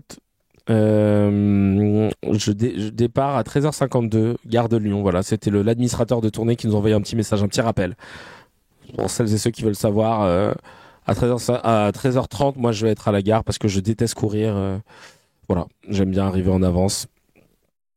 Surtout si tu es dans un wagon qui est grave loin, tu sais, ou des trucs comme ça. Bref. Raphaël Glucksmann, qui n'a pas voulu qualifier de génocide la situation à Gaza. Regardez comment il bégaye, c'est trop drôle. Pourquoi vous refusez d'utiliser le terme de génocide ? Même sur l'Ukraine, même sur Boutcha, j'ai toujours été hyper précautionneux avec ce terme de génocide. Et encore une fois, le fait de ne pas l'utiliser ne veut pas dire qu'il n'y a pas crime de masse, qu'il ne faut pas agir tout de suite, qu'il ne faut pas condamner Netanyahou, qu'il ne faut pas suspendre l'accord d'association, qu'il ne faut pas se révolter. L'accord de quoi ? Ça ne veut pas dire qu'il n'y a pas crime de masse, qu'il ne faut pas agir tout de suite, qu'il ne faut pas condamner Netanyahou, qu'il ne faut pas suspendre l'accord d'association, qu'il ne faut pas se révolter face à l'accord des saucissons de Vivi Aposta, je crois. À l'horreur de Gaza. Moi, j'ai travaillé pendant des années sur le génocide des Tutsis au Rwanda, sur une extermination de masse où on a tué 1 million de personnes en 100 jours, où on allait chercher les bébés dans les buissons pour les tuer. Et pour ces exterminations-là, dans ce cas-là, il me faudrait un autre mot pour l'extermination des Juifs d'Europe ou des Tutsis du Rwanda. Mais pourquoi il compare ? N'importe quoi. Il est dur à écouter. Il faudrait un autre nom. Si on se fie à la définition de génocide... De 1948, c'est ce que vous voulez dire. Non, je disais que ça restait un génocide si on se fie à la définition. Et que c'est pas parce qu'il y en a des plus ou moins... Non, c'est pas plus ou moins, c'est pas du tout ça. Mais ce que je dis, c'est qu'en fait, le débat sur ce terme est en train d'évacuer le vrai débat qui est qu'est-ce qu'on fait pour mettre fin à ces crimes insupportables commis par l'État israélien, par le gouvernement de Netanyahou, par Smotrich, par Ben Gvir. C'est ça ce que je dis. Donc, bah, tu l'as jamais dit, hein, jusqu'à présent. C'est ça ce que j'ai jamais dit jusqu'à présent. Moi, j'ai aucun problème à ce que vous l'employez. Moi, j'explique pourquoi moi je ne l'emploie pas. Et je vous dis que ça ne doit pas nous freiner sur le fait qu'il y a une nécessité. La Cour de justice internationale, elle dit qu'il y a un risque de génocide. Ça ne doit pas nous freiner dans le fait qu'on doit agir, qu'on doit cibler l'extrême droite israélienne actuellement au pouvoir. Et qu'on doit enfin exercer les moyens de pression qu'on a. Ne serait-ce que la suspension d'ailleurs de l'accord d'association qui est toujours pas décidé au moment où on se parle. Donc c'est-à-dire que de facto, nous sommes associés. Non mais vraiment, lui... Et il y a des gens qui se disent non, c'est le bon compromis et tout. Comme Taz, c'est du Macron PS dans le titre. Hein. C'est vraiment... c'est vraiment... Non. Ouais, la gauche. Hein. La gauche. En tête à gauche. Ouais. De la... Il est bien à droite dans sa façon d'être à gauche. Comme dirait l'autre. Ayman qui me dit, ça ne doit pas nous freiner. Bon, ok, j'ai le pied à fond sur le frein, j'ai tiré le frein à main, j'ai coupé le moteur et j'ai balancé la clé dans la Seine. Mais ça doit pas être un frein. Tellement vrai, putain. Bravo Ayman pour cette très très bonne vanne. Allez, on a quoi d'autre? On a... hop. On a ça, tiens. Là, c'est du glu patate, c'est du miel en vrai. Hein. Regardez ça. Évoquer le Levant sans parler du conflit israélo-palestinien. Par souci de constance et parce que je la crois juste, politiquement, historiquement et moralement, je resterai fidèle à la ligne officielle du Quai d'Orsay, engagement constant de la France en faveur de la solution des deux États. Le conflit israélo-palestinien ne pourra être résolu que par la création d'un État palestinien indépendant, viable et démocratique, vivant en paix et en sécurité aux côtés d'Israël. C'est le Hamastan en fait. Que Emmanuel Macron ne reconnaît pas la Palestine.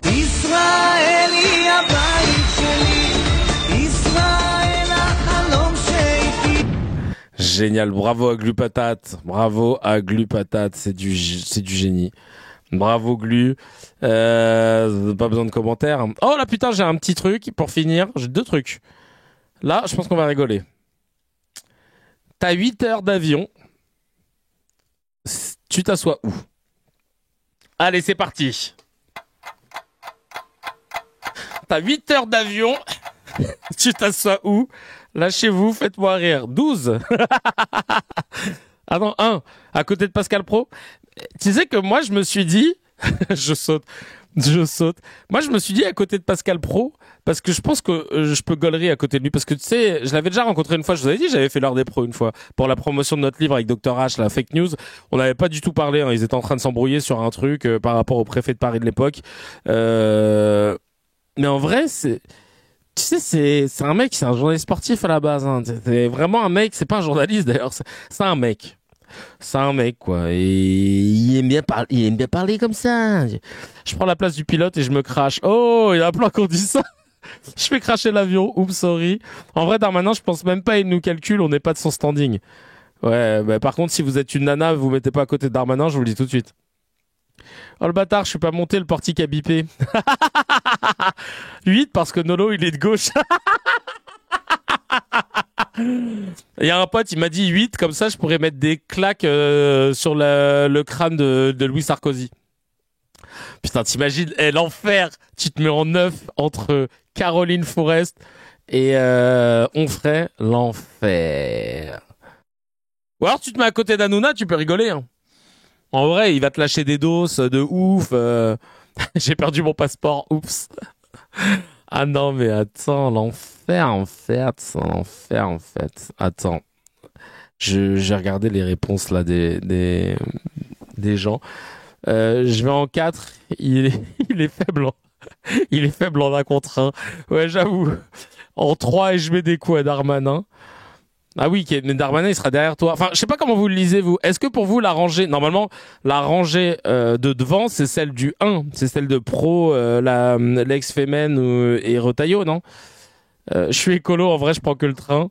J'ai regardé les messages là sur le post parce que je l'ai mis sur comment ça s'appelle? Sur ma chaîne YouTube. Parfois, je mets des posts, ouais, parce que je sais pas, et il y a des gens qui répondent. Il y en a un, il l'a mis aux toilettes. Je monte pas chacal.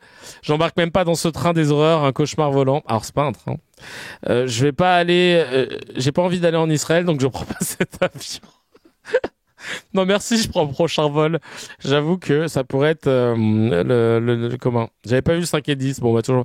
Je prends pas l'avion, ça pollue, je vais en train, je suis sûr qu'il y en aura aucun dedans. La place du pilote pour emmener tout ça loin, très loin, bien loin de tout. Je saute sans parachute. Je jette mon billet, je prends le train, je comprends mieux pourquoi je n'aime pas l'avion. Il y a un parachute. Christine Kelly, elle a une voix douce, et comme ça, je pourrais donner des coups de pied au siège de Retailleau. J'avoue. C'est, non, et c'est la pire, je sais pas c'est quoi la pire place. Est-ce que c'est d'être à côté de Retailleau et, non? Oh, Thaïs Descuffon, en vrai, je suis sûr qu'en 1 contre 1, en termes d'idéologie, elle est pas extrême. Je suis sûr que c'est beaucoup de la posture.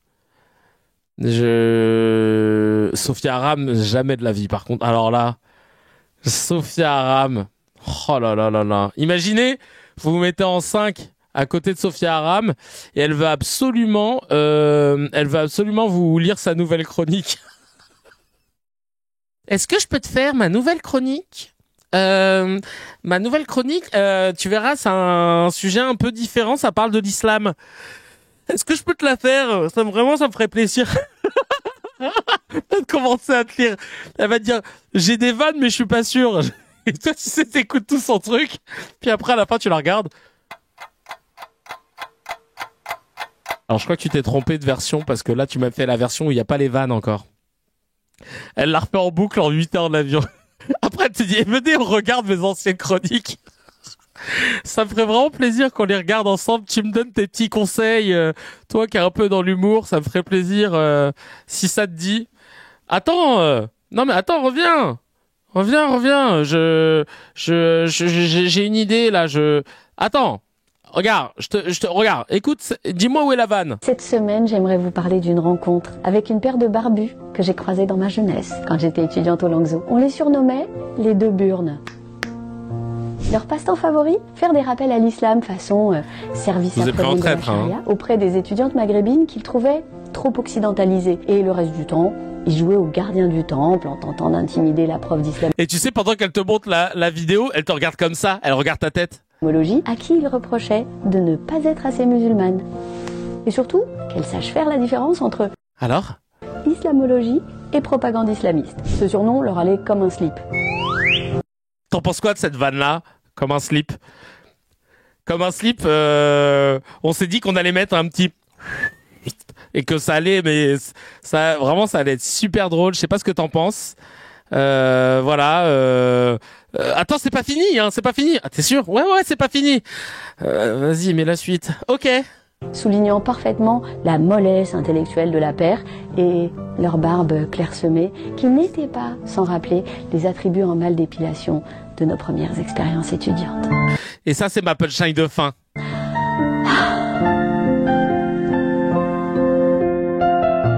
Mais je pense que même la musique, elle pue la défaite. Non, mais t'imagines? Tout. Vraiment, genre, tout est là pour te rappeler que ça va pas être Gold Rive. Genre, et puis encore une fois, je le redis, mais vous imaginez l'équipe de tournage qui était là derrière la caméra, des petits jeunes qui ont 20 piges. On leur a dit, ouais, tu vas bosser avec une grande humoriste. Ah ouais, qui ça? Nawel Madani? Non, t'inquiète. Florence Foresti? Non, au-dessus. Elle a eu le Molière de l'humour en 2024. Arrête! Sophia Aram. D'accord, bah après je suis jeune, je connais pas tout. En écoutant, ça va sûrement être bien. Et puis là, elle a fait son sketch. À la fin, elle s'est barrée. Et tu sais, ils étaient là. Donc là, c'est l'introduction. Normalement, il y a après il y a la partie sketch qui arrive, c'est ça? Elle le fait en 2 temps. Elle fait d'abord le sujet, après le. Oh frère, putain. Bref, pour finir ce scan et cette émission. Je vais de ce pas. Alors, attends. Je regarde ce message. Hop, je réponds en même temps. C'est quoi?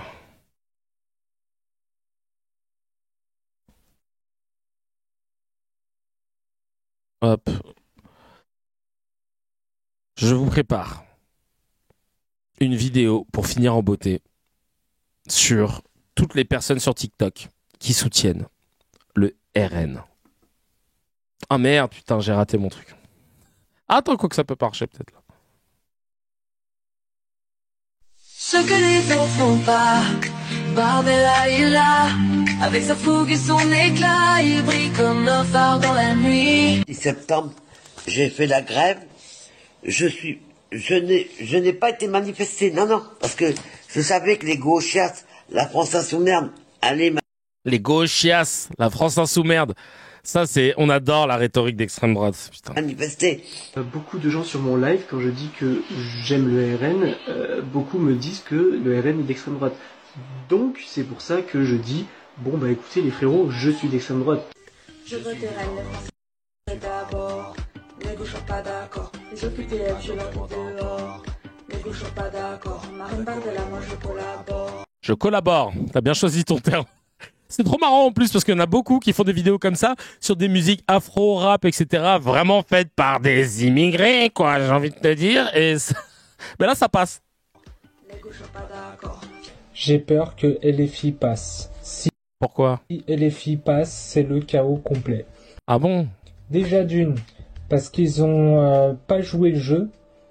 Ils ont recruté tous les moyens pour contrer et faire barrage au RN. Genre, tu découvres la politique ou Ils ont pas joué le jeu, mais tu voulais quel jeu? C'est quoi le but? Le but du jeu, c'était de laisser passer le RN, alors Déjà, ça m'énerve. Normalement, on est censé être un pays de démocratie. Bah oui, donc tout le monde peut voter. Alors, je vous avoue que la politique et moi, c'est pas trop ça, tu vois. Ah bah, on n'est pas choqués, dis donc. Je sais pas pourquoi. Là-dessus, on n'est pas choqués. Bardella, il est pas gay, d'accord? Faut arrêter vos conneries. Tout simplement juste parce qu'il est efféminé, il est gay. Non mais vous êtes complètement malades mentaux ou quoi dans vos cerveaux là? Voilà, quand vous votez RN, vous votez avec ces gens-là. Voilà, sachez-le. C'est inclus dans le package. Dans le pactage. Ah non, vraiment, super. Super, en tout cas, merci mille fois pour toutes ces pépites. Ça nous fait chaud au cœur en ce mardi 30 septembre. Allez, on finit avec le no comment. Je lis des news, vous n'avez pas le droit de les commenter. Hop, c'est parti. On met que des emojis. Moi aussi, je dois me retenir et c'est pas facile. Allez, on commence avec le Zénith de Paris, qui a programmé David Draiman, un chanteur de métal, qui a dédicacé une bombe larguée sur Gaza. Ah, j'ai envie de parler. Oh purée de pommes de terre, mais c'est pas vrai ça. En Eurocoupe féminine de basket, un club espagnol refuse d'affronter une équipe israélienne.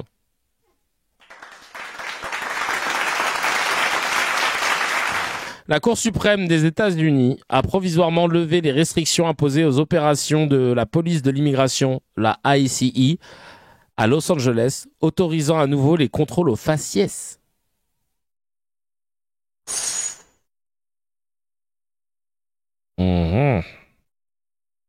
Ok.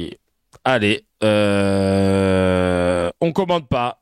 Et modem en 2027. Ouais, j'adore cet emoji, putain. J'adore. Chaud. Chaud. Franchement, chaud. On va finir avec un miel encore de glu patate. Et je vous laisse là-dessus. C'est parti. Glu patate. Vous savez que vous pouvez être président de la République, gamin des cités ou n'importe quoi, la première nuit en tôle, c'est chaud. Quand je vous dis que c'est chaud, c'est chaud. Ça veut dire quoi? Ça veut dire que vous êtes à 17h fermé, vous entendez ce bruit horrible des deux loquets qui se ferment et vous savez que vous ne pouvez plus sortir. C'est pareil. Et vous entendez les bruits de la prison et vous êtes seul avec vous-même. Ah oui, je précise pour que vraiment le passage soit drôle, parce qu'effectivement, si tu le connais pas, tu dis bah ouais, il parle de la prison, ça se trouve il l'a vécu. Alors oui, il a vécu la prison. C'est un des meilleurs potes de Sarkozy. C'est la première fois que vous êtes enfermé. Et qui que vous soyez. C'est la raison pour laquelle il est invité. Je dis bien qui que vous soyez. C'est très dur. C'est très très dur. Et moi, je veux profiter de cette incarcération pour poser une question. Que ça soit pour Sarkozy, que ça soit pour un mec qui a roulé sans assurance, que ça soit pour un mec qui a roulé sans permis, qui a dealé un peu de cannabis, ou qui a pris du cannabis. Elle sert à quoi, cette peine-là?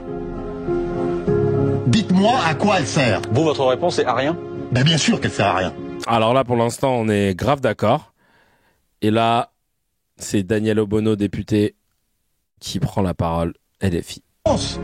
Et ça sera la même chose pour Sarkozy, excusez-moi de vous le dire. Ça va lui faire de la peine, ça va le faire souffrir, ça va faire souffrir ses gars. Mais en quoi ça va être utile pour la société? Que dalle! C'est précisément ce que nous défendons, nous, depuis des années. Malheureusement, cette attitude, cette bienveillance, cette compréhension de ce que fait la prison n'est possible dans ce moment-là que parce qu'il s'agit de Nicolas Sarkozy. Moi, c'est ça qui me serre le cœur. C'est parce que vous disiez pour le gamin des cités, il n'aura jamais le droit à ce qu'on comprenne que non, c'est pas VIP, non, c'est pas le Club Med. Le gamin des cités, il n'aura jamais droit aux plaidoiries de grands avocats qui expliquent comment l'affaire est bien plus compliquée. Il aura droit, par contre, à un déluge de discours, notamment, effectivement, des mêmes gens qui, aujourd'hui, sont d'une bienveillance avec monsieur Nicolas Sarkozy en expliquant à quel point c'est une injustice. Ces mêmes gens mais est-ce que la décision de justice ne montre pas finalement que Nicolas Sarkozy est traité comme tous les autres justiciables? Si ça n'était pas, de mon point de vue, une exception, on pourrait s'en féliciter.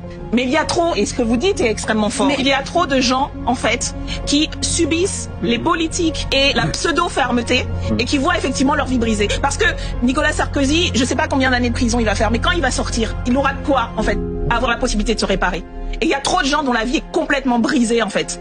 Elle est basée comme au baseball. Parce qu'on leur inflige, et on leur inflige parce qu'il y a des politiques qui aujourd'hui expliquent que Nicolas Sarkozy n'a rien à faire en prison et qui sont sans pitié, tolérance zéro, pour des dizaines et des dizaines de gens qui parfois même ne sortent pas de prison, parce qu'ils finissent par en finir en fait en prison. Je vous donne la parole, c'est ça que je trouve extrêmement grave dans tout le débat politico-médiatique qu'il y a autour de cette affaire. Elle est carrée comme en Corée, basée comme au baseball. C'est une nouvelle expression que j'ai inventée. Vous allez la marketer. C'est du Kevin Razi, c'est du CKR. Et ben merci en tout cas à toutes celles et ceux. C'était du très bon glue patate comme allez soutenir, allez les suivre sur les réseaux. Merci mille fois à cette députée aussi, Danielle Obono, qui a dit les termes en direct de la station thermale. Vraiment, et merci à vous les cracks d'être fidèles au poste, même de bon matin, ça fait plaisir. L'épisode sera dispo dans la journée. C'était un petit kiff de faire ce récapitulatif, un épisode un peu différent, de récapitulatif un peu de ce qui s'est passé, parce qu'évidemment il y a que très peu d'heures qui se sont écoulées entre l'épisode 117 d'hier et 118 de ce matin. Car je le rappelle, ce soir, c'est au théâtre du côté de Lyon qu'à lui réécrire pour la pièce Passeport d'Alexis Michalik. En tout cas, je vous dis à très très vite. N'hésitez pas à partager, à liker et à donner de la force, parce que sans vous, je ne suis pas là. Et c'est toujours un plaisir de pouvoir servir l'actualité médiatique et surtout de tenter d'expier leurs péchés. Ciao. Bonne journée. Bye bye.